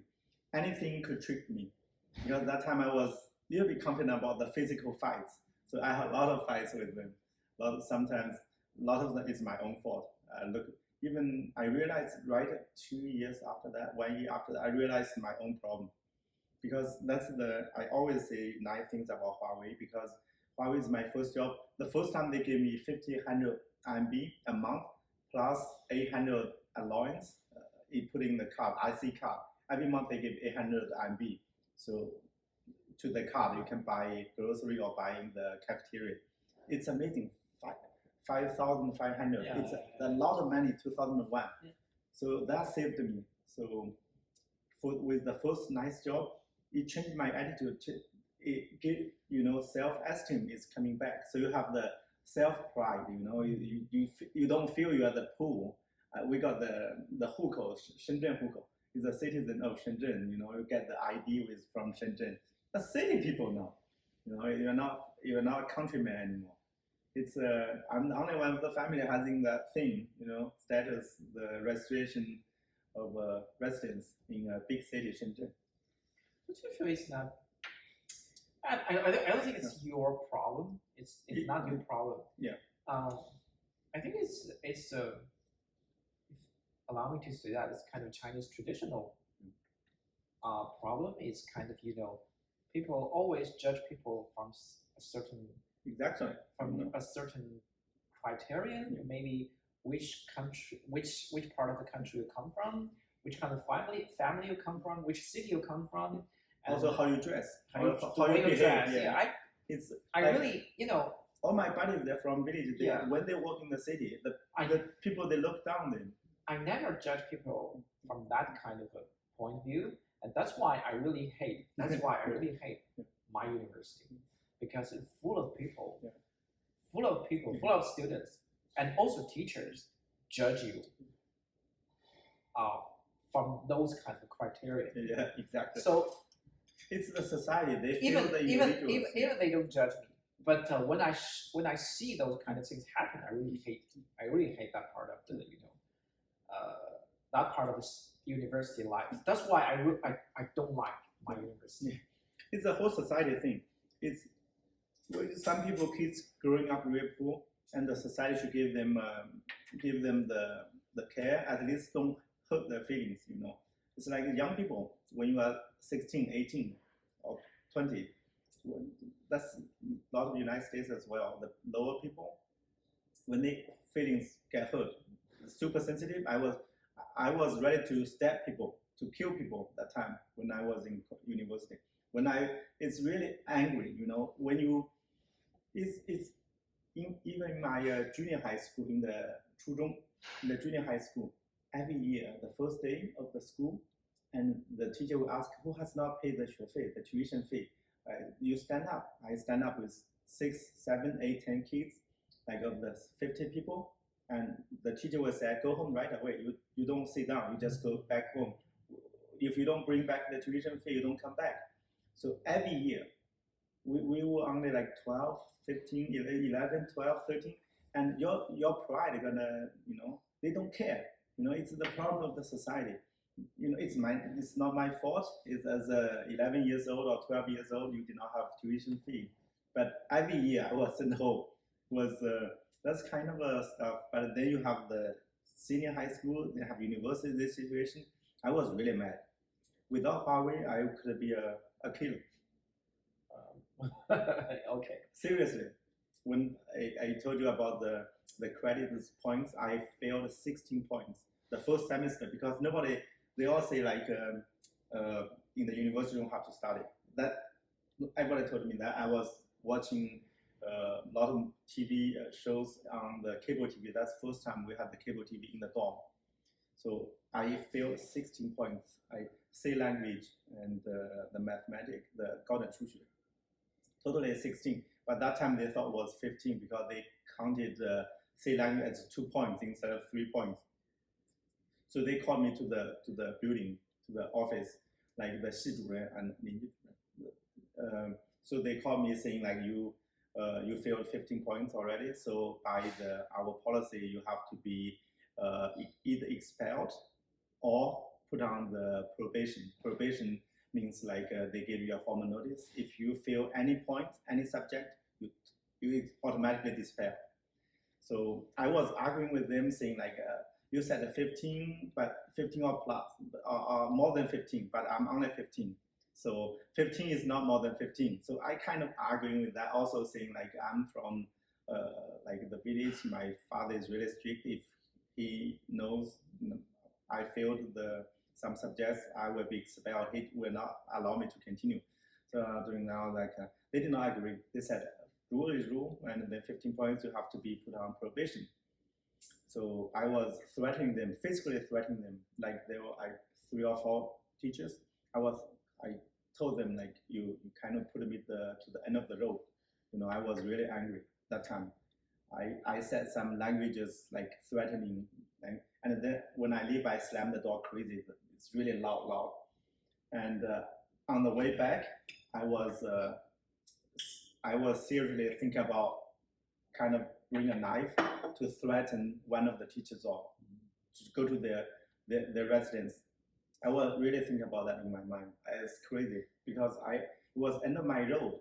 I could not go anywhere because I would be out of school. I was the first ever in my village to go to a real university in the whole village. So I was the pride of the village. Then now after 6 months, I was expelled. And that's kind of crazy stuff I just could not take. It's just too heavy. And then when I got to my dorm room, and then they called, they said they agreed. Yeah, they agreed. It worked. Yeah, it worked. It always works in China in that way. Yeah, it's really amazing. That's the luckiest moment of my life. Really lucky. They agreed. They thought I was really had no options, so they agreed. And next year, I found out the C language had 3 points, so totally 16 points. So the whole argument I was making was not possible that time. So the next year, I was doing all those subjects you failed, you kind of redo it, and but along the way, I had 2 or 3 more subjects failed because I was really pushing myself to work hard. Then after a year or several months, I relaxed a little bit and failed several again. That's why I always appreciate Huawei, because when you graduate, Huawei is the only major company they come to the campus to hire, recruit for the no experienced people, students. So they were the only big companies. They did not ask for the 成绩, the results because on the results sheet, they print out the big sheet, and like for example the English grade 1 supposed to finish on the first semester, grade 2, grade 3, grade 4. So even you pass with a score 86 or 37, 75, whatever, but they put a different column, different time. So if you look closer, you will know exactly you failed this subject. Okay. So I interviewed another big company, ZTE. They never allow me. They didn't give me an interview because you give them the result of the score, and then they saw, okay, you failed at least from the sequence. You already see you fail at least 5 or 6 subjects. So Huawei was the one, and super nice. And they just talk to you, interview, and find you a normal person. And I was accepted, and that changed my whole life. Without money, that time, it's no way. I would be an angry person, maybe end up in another city. But after that, it's good things. When I had the confidence back, everything is so easy. That's why it is part of my personality. Is I always very, very what is that? To pay details, pay attention to the details, because I was super sensitive. That's why I'm not sensitive anymore, and I respect people still sensitive. I always I can understand why even the people they did a lot of stupid things, crazy things, but they were the victims. Like even the Majaja, do you know the story? Oh, yeah. When that story broke out in the internet, that 10, 15 years ago, I realized I could be like him, because he's the victim. You cannot blame one guy. It's like young person like Phil.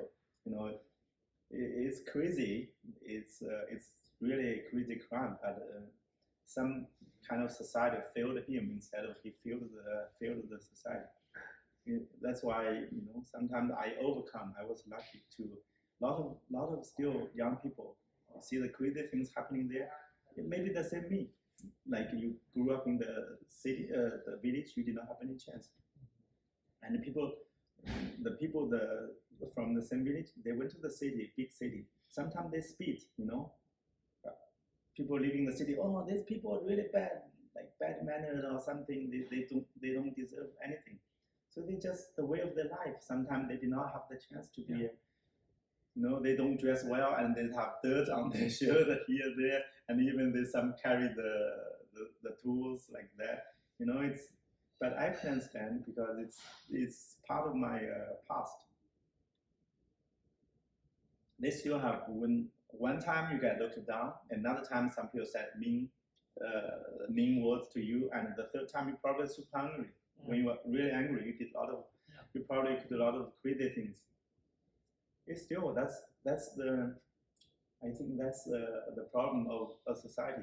Like one day you kind of really have nice life in a city, big Shanghai, Beijing, the big city, but you live with those kind of people, angry people. Like they were treated unfairly the whole life.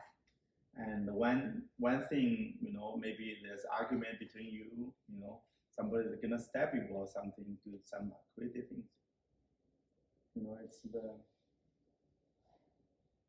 That's why I want to know people, a lot of people, because my own experience is a lot. It's crazy. The first time I saw a cable TV is in the university. Geez, you have a cable TV, 40 channels or something, crazy. I spent all the time watching those TV shows, Chinese TV shows. So it's interesting, but it's lucky, Without that, the university at that time they did not put me on the probation. Oh, I think it's your attitude works a lot. That kind of threat, threaten, it's make clear that this guy is going to be crazy.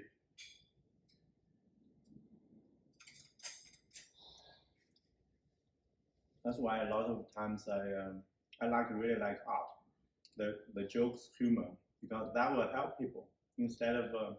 That's why you cannot be sensitive. If you are very sensitive, that's your own problem. But the people they're in a bad situation, the society need to help them. Otherwise, they will be turned into a problem. So, but why?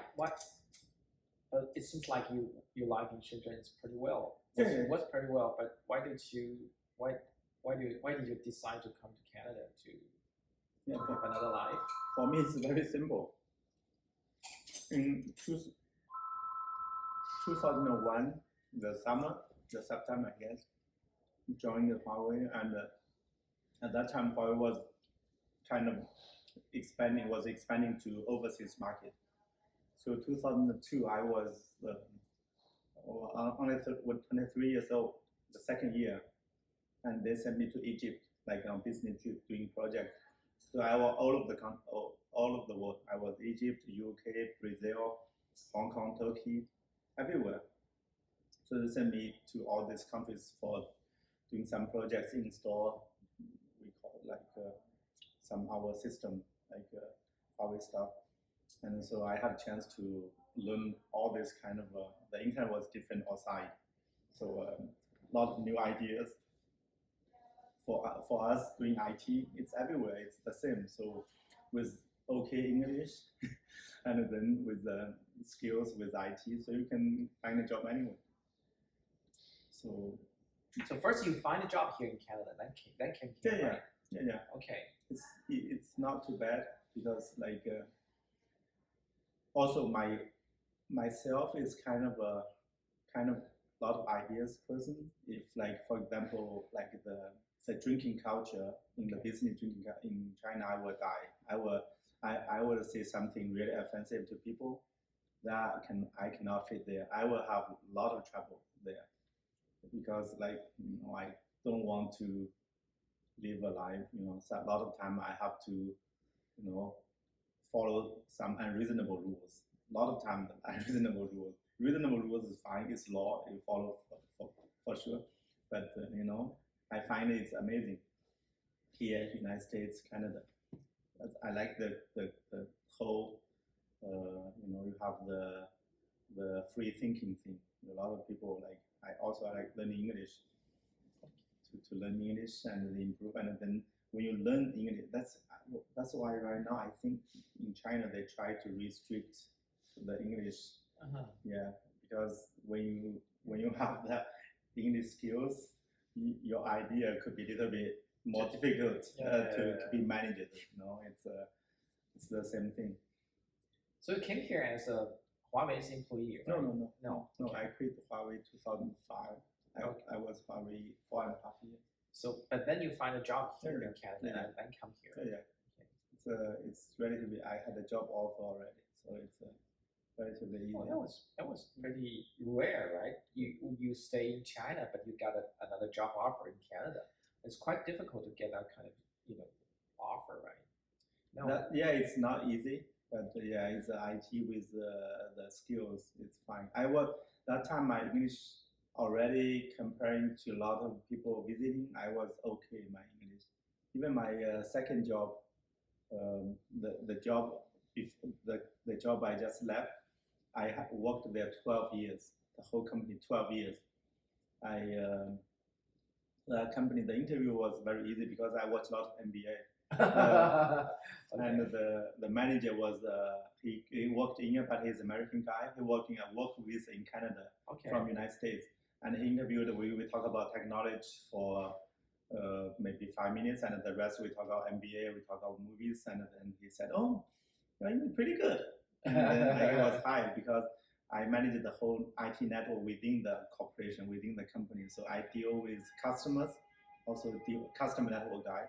Also, I deal with the internal employees because, I cannot have Wi-Fi, I don't have network, I cannot connect to the customer network. So, need a lot of interpersonal communication skills. So, they found, I got solid skills and then good language, language as well. So, I was hired right away and working there for 12 years. Oh, that's long. Yeah, 12 years. I was kind of lazy. And, if I could advance my career there, I had a chance to be a team leader. You had exactly the same. You have the exact same experience as my friend.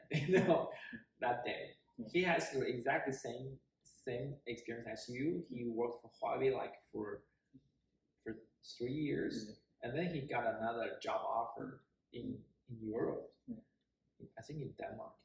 He worked there as an IT person for 1 year, and then got another offer here in Canada. And that's why he came here. And also as well, he quit job to open a restaurant in Halifax. Same as you, exactly same as you. That could be a bad move. That could be a bad move because the restaurant is. But he's good. He's pretty good at cooking. So I was in Halifax in his restaurant. He cooked everything very well. So his restaurant is also kind of famous in Halifax. It's kind of Chinese? Yeah, Chinese noodles. Only make noodles. I don't know. I will regret. But owning a business, I only own a restaurant business for a year and a half during the pandemic. Before I had no idea because I was only part-time on the restaurant. Now I've been full-time restaurant owner for a year and a half. So it does give people freedom of making your own decisions. But the problem, you have to work extremely hard. So that's the problem. But you have the freedom, to be honest. You have no boss. Yeah. But the problem is you have to take a responsibility, right? Yeah. I have to work 7 days a week. I don't think there's a vacation for us.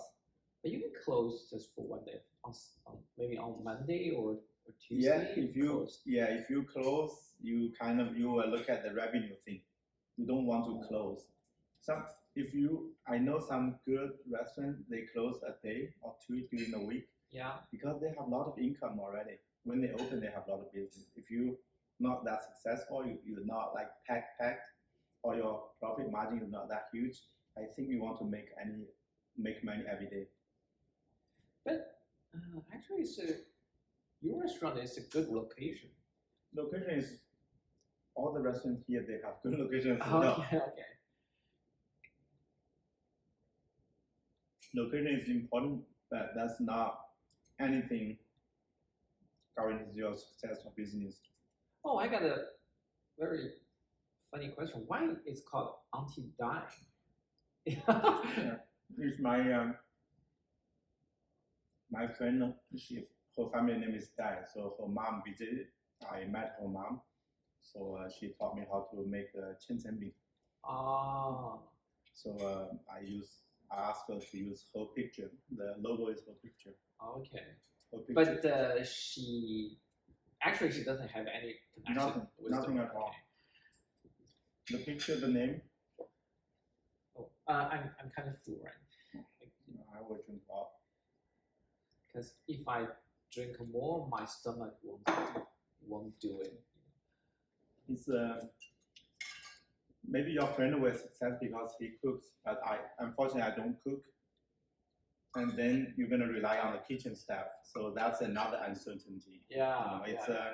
but again, if you cook, for my argument, if I cook, I spend a lot of time in kitchen. So if what happens if I'm sick, or like I need help, I have a lot of help. I need a lot of help. You cannot do one person. Yeah. Most of the time, I have 4, 5, or 3 people in the kitchen. Because you still hire people, right? Yeah, exactly. You need to you have to work as a team. So it's yeah.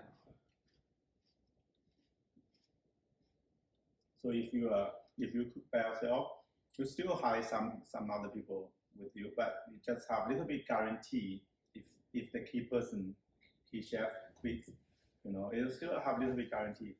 But the problem is you don't have the front of the restaurant. At least I can talk to customers or to understand the front. Yeah.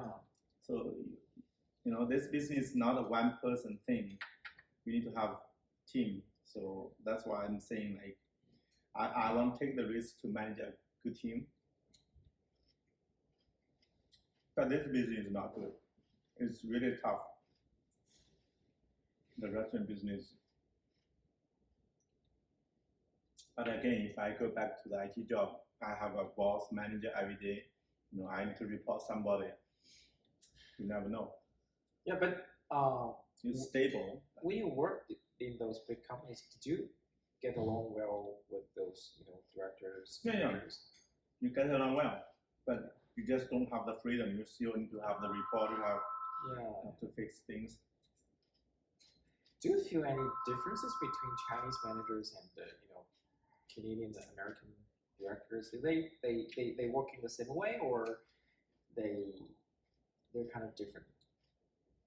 Only Chinese managers from my first job far away. Yeah. I mean, it's variation a lot. I have 3 or 4 different managers. It depends on personality. Some are really nice, caring, but sometimes they're more authoritarian. It's in our culture. I think it's more authoritarian. Like they care about you, they give you advice, but sometimes they put everything on you. It's collective thinking. I always think like Korea, like Japan, Japanese. and the Chinese from Confucius. It's called Confucius thinking. It's more collective. It's a collective. It has a lot of advantages, but has a lot of shortcomings as well. So here in Canada, you kind of work independently, right? Yeah. Like nobody.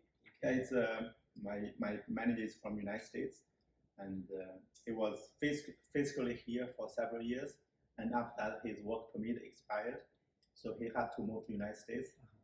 Last several years he was my boss, and not in the same office, but in the United States. Really nice, For them, at least I know this manager is really nice, like joking with us, and really like you can see it's equal. He makes a lot more money than us. That's the only difference, and people don't talk about money either. So.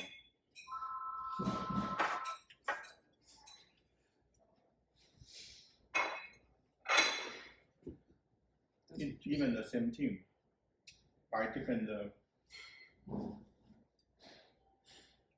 within the same team, because I probably make most money in the same team because my role is a network engineer. There's another the server administrator, and another one doing we call it like a help desk.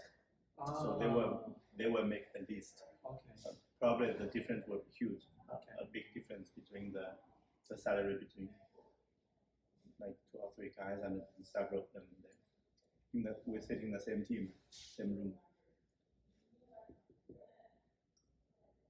You have a daughter, right? Yeah, I have 8 years old. She was born here. Yeah. She's born here in Canada, so she's like Canadian. Yeah, totally. You will see when they grow up there.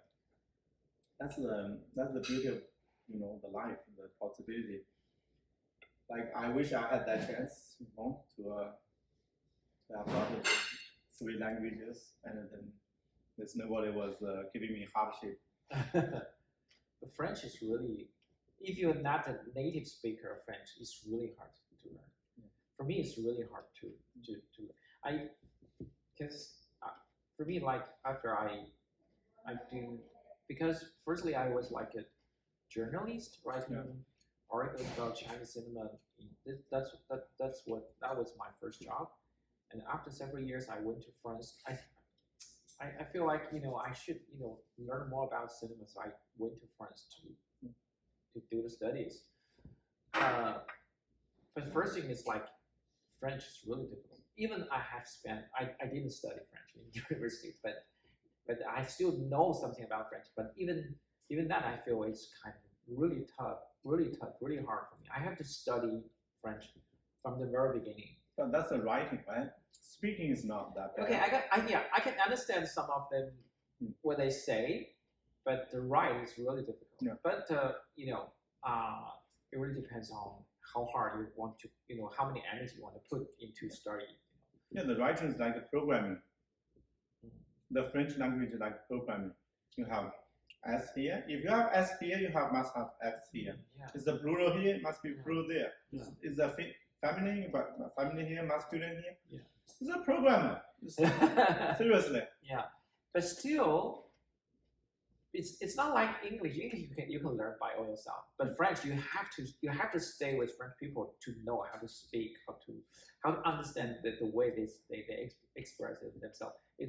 I don't think it's possible that you stay in China and after several years studying you can speak fluently French. I don't think so.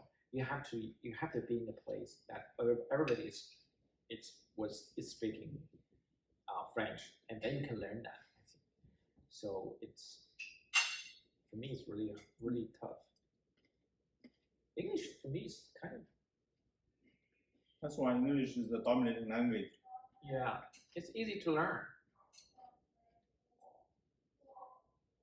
All the technology is in English. Yeah. Like, is there any Chinese shows or movies famous you participated on? No, mostly I've done lots of TV animations because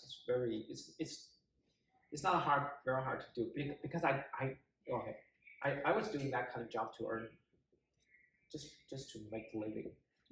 So okay, I have 2 purposes. I want to make a living by that, and I also want to make something very serious to be good, and not to The Chinese animation, what is that? It's like no. TV animation, yeah. TV animation, what is that? It's like a manga. Yeah. So Do you have Chinese version of that? No. If you just open CCTV or every day between 6 and 7. Oh, you mean the animation, 动画? Yeah. Animation for the special effect. Yeah. Okay. TV animations. Okay. Just for kids. Okay. Just for kids. Not special effect, just the animation telling the kids story. Yeah, I wrote a story. Okay.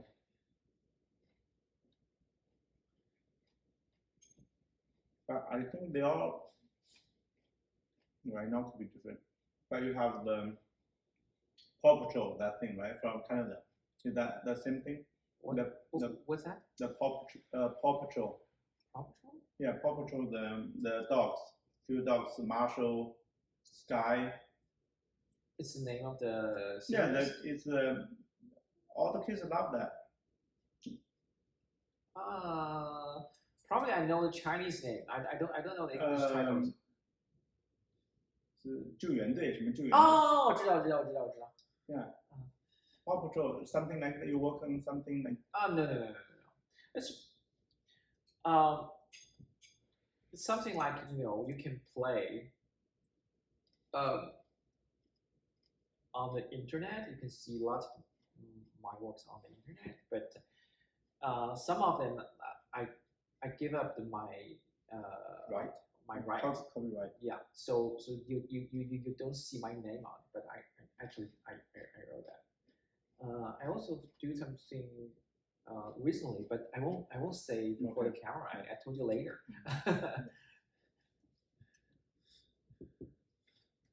But it's different animation, but it's still kind of animation movie like. You couldn't call it a movie or film. It's just TV animation, like series. Like mostly I like 12 minutes each episode.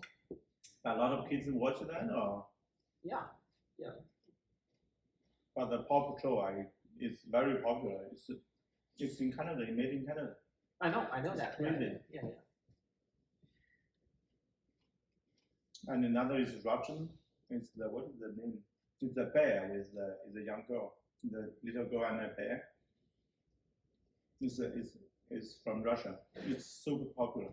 Really? Here in Canada? I haven't seen that one. Yeah, all my kids watch that. I haven't seen that one. It's crazy, so funny. It's the little girl, maybe six years old, living with a huge bear, and the bear get a lot of trouble every time the huge bear.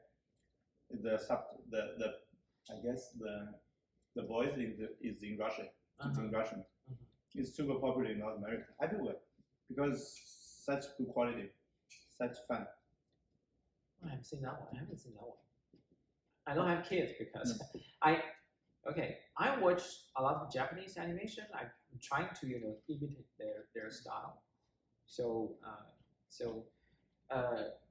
yeah, you need to learn Japanese too. Yeah, because still there's a cultural differences between Chinese kids and foreign kids.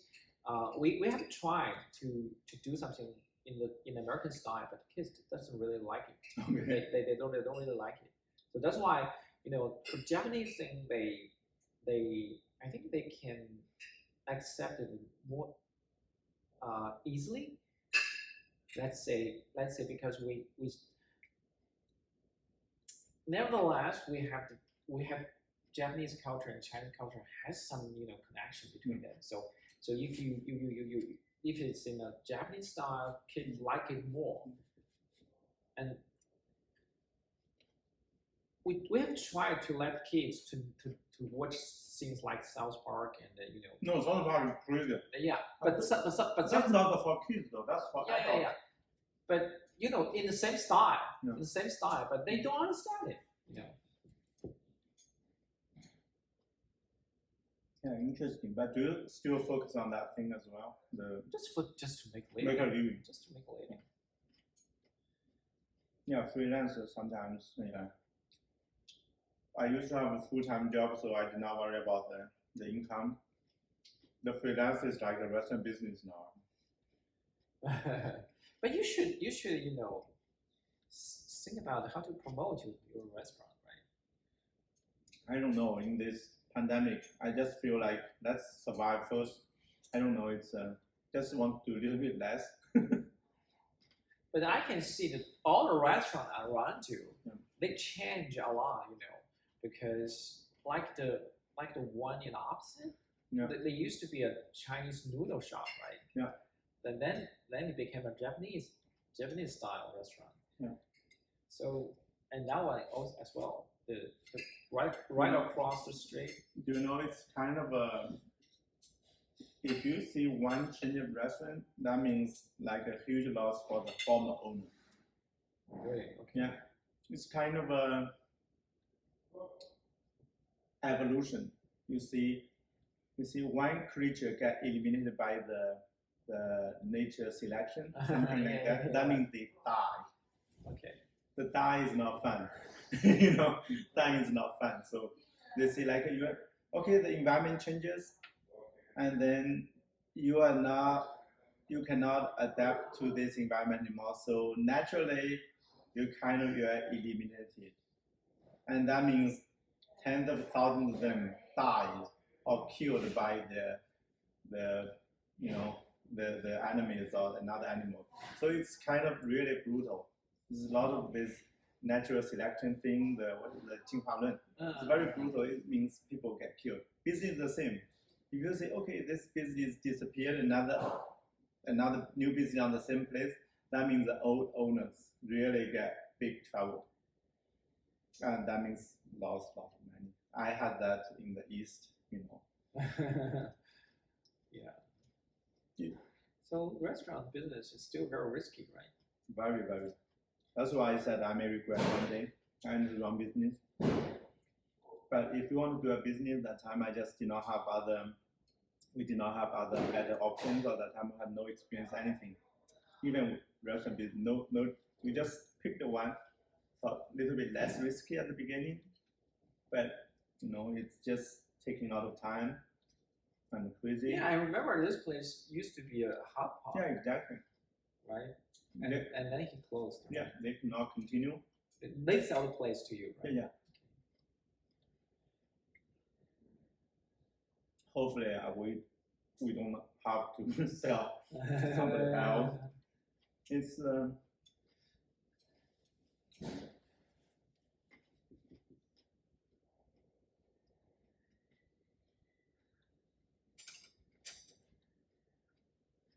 But that Vietnamese restaurant, that Vietnamese a full restaurant, I think it lasts really long.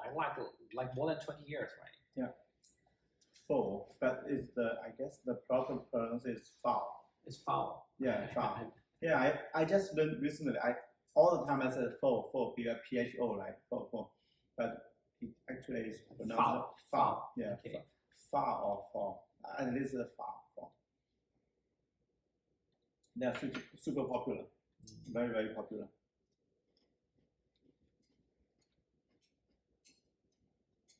So do you plan to stay in Montreal for long? Or you are the resident here, or? Yeah, I got my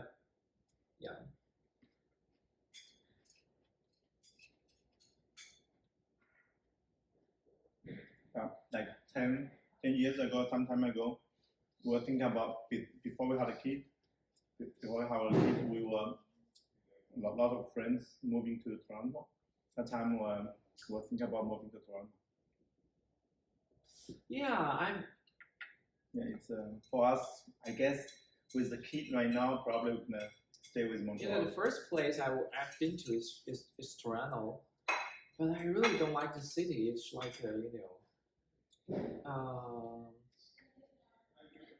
I feel weird because it's like a desert, you know. It's like a desert. I don't know. It's full of people, but you feel you're in the desert. You know?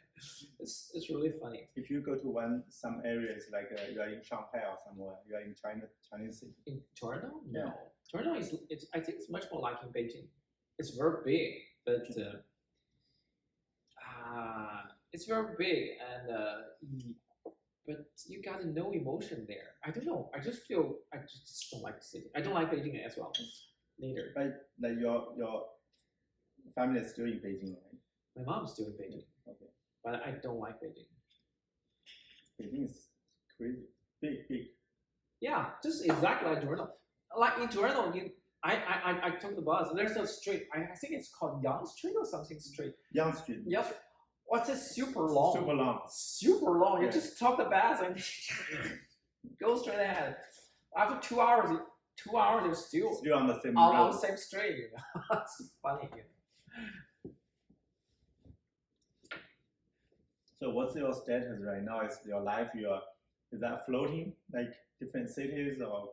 No, I'm floating. I plan to float in between China and Canada, but now it's kind of impossible because COVID. yeah. They So I'm put kind you of, put you in quarantine for right now 28 days. Or, yeah. So I don't know. I have to. Yeah, you're right. I have to make a plan, but I don't have plan. Yeah, sometimes having no plan is the best plan. I kind of like Montreal because I can watch lots of films here. I'm a big fan. I'm a big movie fan, so I can see lots of it. But you always focus on the script writing, right? You're not like try to shoot some small, documentary. I'm kind of lazy because I want to do my own film, but I kind of lazy. I shooting film is super complex. Yeah. Super complex. I think it's much more complex than running a restaurant. But how about just shoot anything, no editing, like mine, like super low quality. Even yesterday, I had a friend, like he was born here. He's like 24 years old. He would be on my show. Like he born here for 24, 25, and we play soccer together. It was almost pro soccer player. Oh yeah. So he gonna be he's busy right now. Probably in a month or two, he will be on the show as well. And he said, "I watched your video. The quality is so bad, and right now you need to." You need to have the angle here, the close-up look there, and then the editing. No, I don't think so. Yeah. No, it's a bad idea. I think this one is really good. It's I can give you a term for that. It's a direct film. Yeah, it's a direct movie. Thank you. I really like that. I always think the content of the people's idea is most important instead of the way you present, Yeah, right? yeah. The way you that guy, he's born here. His parents and his daddy played with us for 12 years soccer, and his daddy moved here more than 30. The couple moved here in 1989. Oh. 32 years ago, Oh. and this young brother and his older brother, both brothers play with us. So it's a father with his two sons, both very young. The youngest son was 12 only, and 12 years ago we started playing together, and the older brother maybe 2 or 3 years older than him. So it's a father bring two sons playing with us all the time, and they all play extremely well, especially the younger son. He was Impact, the professional club Impact. He was Impact U16 Academy. Mm-hmm. So he was in that school. He belonged to Impact Club. So it was super good. And so I always want to ask them, the father, to tell the story, because you rarely see the family have a sport. They always play together. Like the father, two sons play soccer all the time, and his mom as well. It's like always running. When we play soccer, his mom just run 2 hours non-stop. So the whole family. So during the game, during the game, soccer field, she just Yeah. run around. So family is in perfect shape. It's like it's the idea of family have the same hobby, same interest, and then I want to ask the fun, but I don't. He speaks good English, but I asked him yesterday, and he said, I don't want to tell my. But it's amazing, 32 years here, and this young son, he will be on this interview, and he's doing pretty well. All the people they growing up, the second generation. That's why I want to see their stories, to tell their story. They're amazing. First of all, they all like to go to a good university, good school, and then their job really amazing. A lot of them. Mm-hmm. And in the previous interviews, I had some people, they moved here when they was only 4 years old, very young. So we call them second generation Chinese. They're pretty. I don't think they really feel themselves as Chinese, right? I think this one strictly Chinese people. I mean, largely they can call themselves, It depends on Canadian Chinese people. It depends on the parents. Like this young person, and they're very Chinese. His Chinese almost perfect, really good. But his French may be better than his Chinese. But the way it's very, very close family. I think it's like it depends on the parents. Mm-hmm. Some parents, both brothers, like the older one, not talking to us a lot, but the younger one like because we are too old for them. It's Yeah. different generation. Yeah. So the younger ones still. Yesterday they came here for the soccer team. They came here. Several people, key people. They came here, drinking beer to have a talk. So he came with us. So it depends on the parents. Sometimes lot of them they really want the Chinese connection. They send their kids to Chinese schools here. But it's our decision right now. Like my daughter, she's 8. A lot of time this age 8, 7, they're gonna send them to Chinese schools in Montreal to learn Chinese. Mostly it's learn how to write. Right? Yeah. Well, at home they all can speak. They can speak. Yeah. Just to learn how to read and write. Yeah. It's very depends on the family, because the Chinese as overall it's very diverse as well. The different thinking. Some people like floating. Some people like ideas. Different. Some people they just like being united. Everything has. It's very dividing as well. But I think for kids learn to speak and write Chinese it's a useful skill. Yeah. But that's it. I don't think it's. I feel kind of stupid that lots of this is my opinion. Lots of parents force their kids to learn to speak or write perfectly in Chinese. I don't think it's writing is very difficult. Yeah. Will take a lot of their time. Yeah. But their focus is here. For me, my friend has a Chinese school here. So my friend has one. Oh really? Yeah. That is a very small Chinese. But if I would send. Yes, I'm also thinking of opening a Chinese school for kids right here. Yes, maybe that's one of my plans. Because I live in my writing, so Yeah. I'm pretty sure I can write pretty well. You write in Chinese, right? Yeah, so I'm thinking of that, but I don't know, maybe. But it's tough right now. It's a lot of Chinese schools, a lot of them right now, a lot of them. So I don't know. My friend is a small one. I don't know how it's doing, but I know that like big fish, a lot of big fish in this business. I think the most famous one is the one in Dawson, right? Dawson. That one's very famous. Jiahua. Jiahua, yeah. No, Yingcai probably the biggest one. Yingcai and Sanjia, Jiahua. A lot of them. It's not easy. Because like a lot of them, they I guess they need to do the exam thing for the primary school to the high school. They prepare kids to the high school. So some of them not on the main focus may not be on the Chinese learning. Yeah. Chinese learning, from.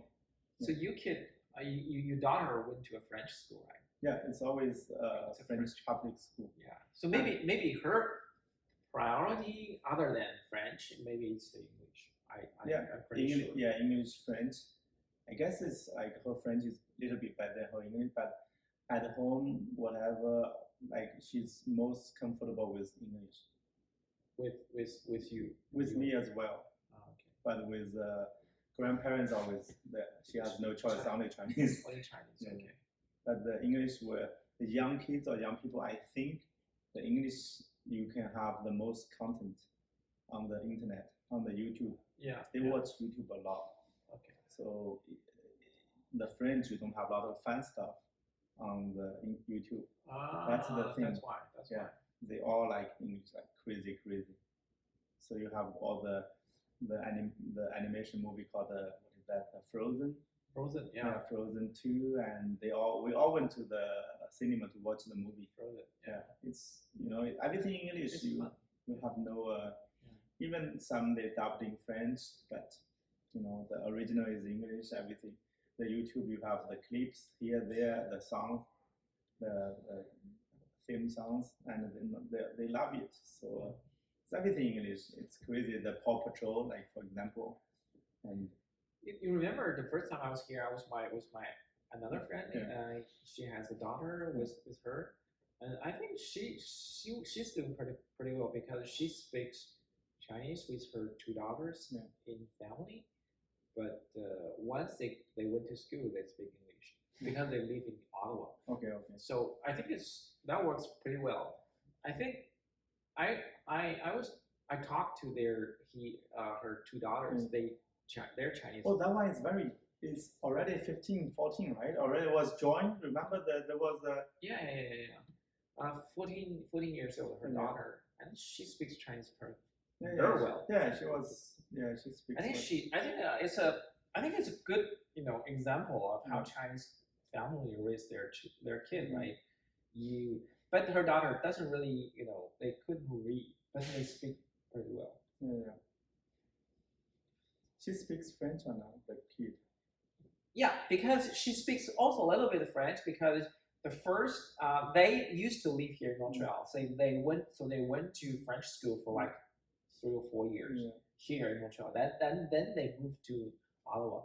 So her kids also understand a little bit of French, and also because Ottawa is also a little bit French as well. Yeah, for me, I think the French, English, and Chinese, if you know the three, it's pretty awesome. Yeah. It's pretty awesome. It's like you don't have to read and write, but at least you can talk to people like crazy. It's you get the ideas. That's the benefit of living in Montreal. It's like automatic three languages. Yeah. I guess a lot of people here can switch very naturally between English and the French. I think it's pretty good. That's why living in Montreal is great.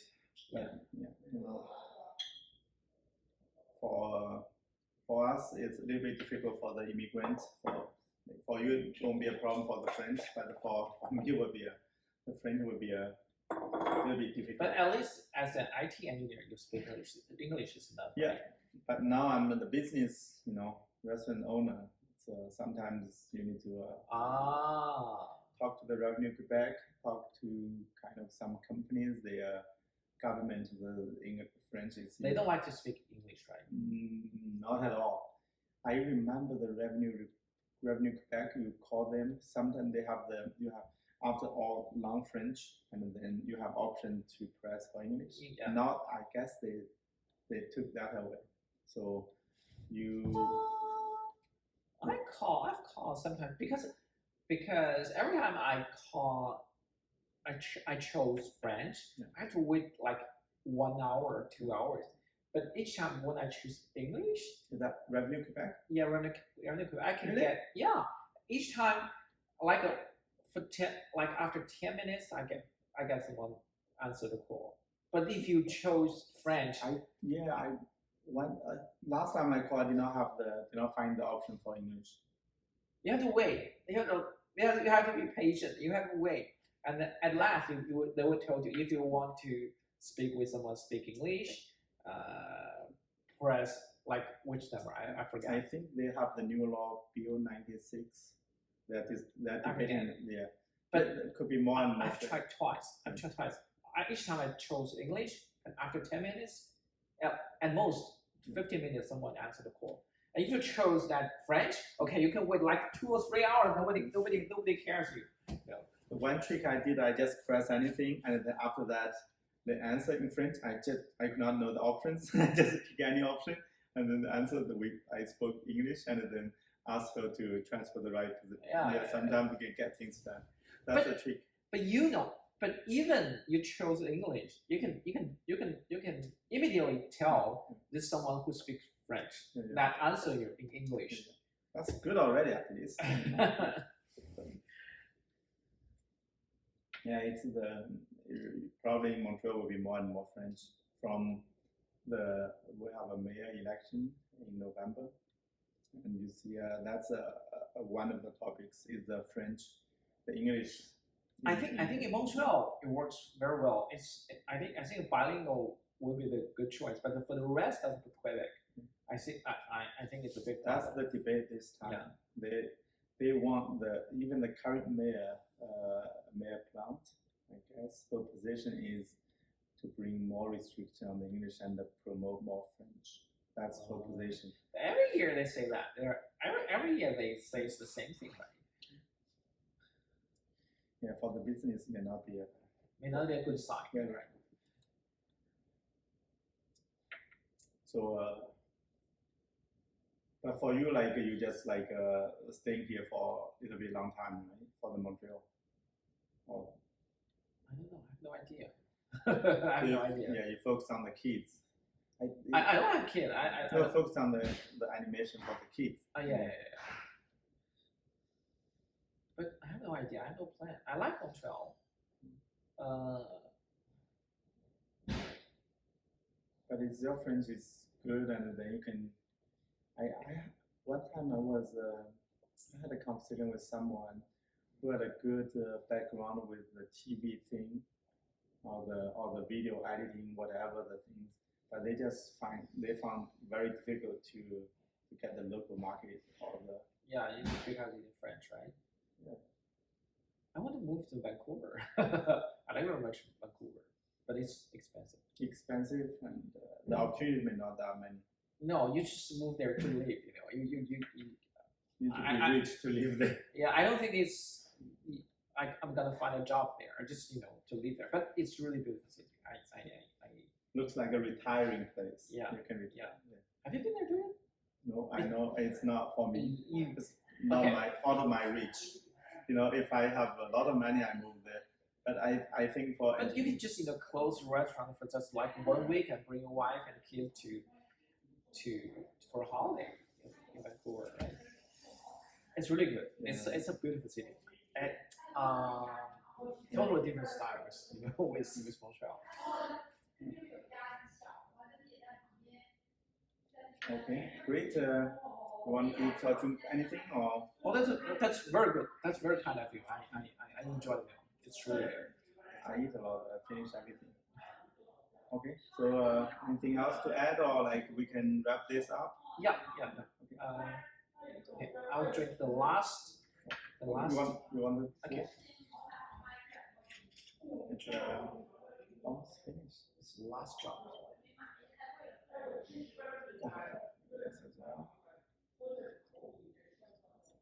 Okay, thank you. Thank you for coming. Thank you.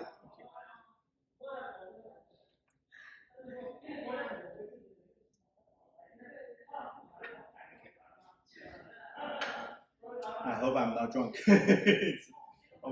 See. Yeah, I haven't been drinking like this for like 1 year. So. Okay, great.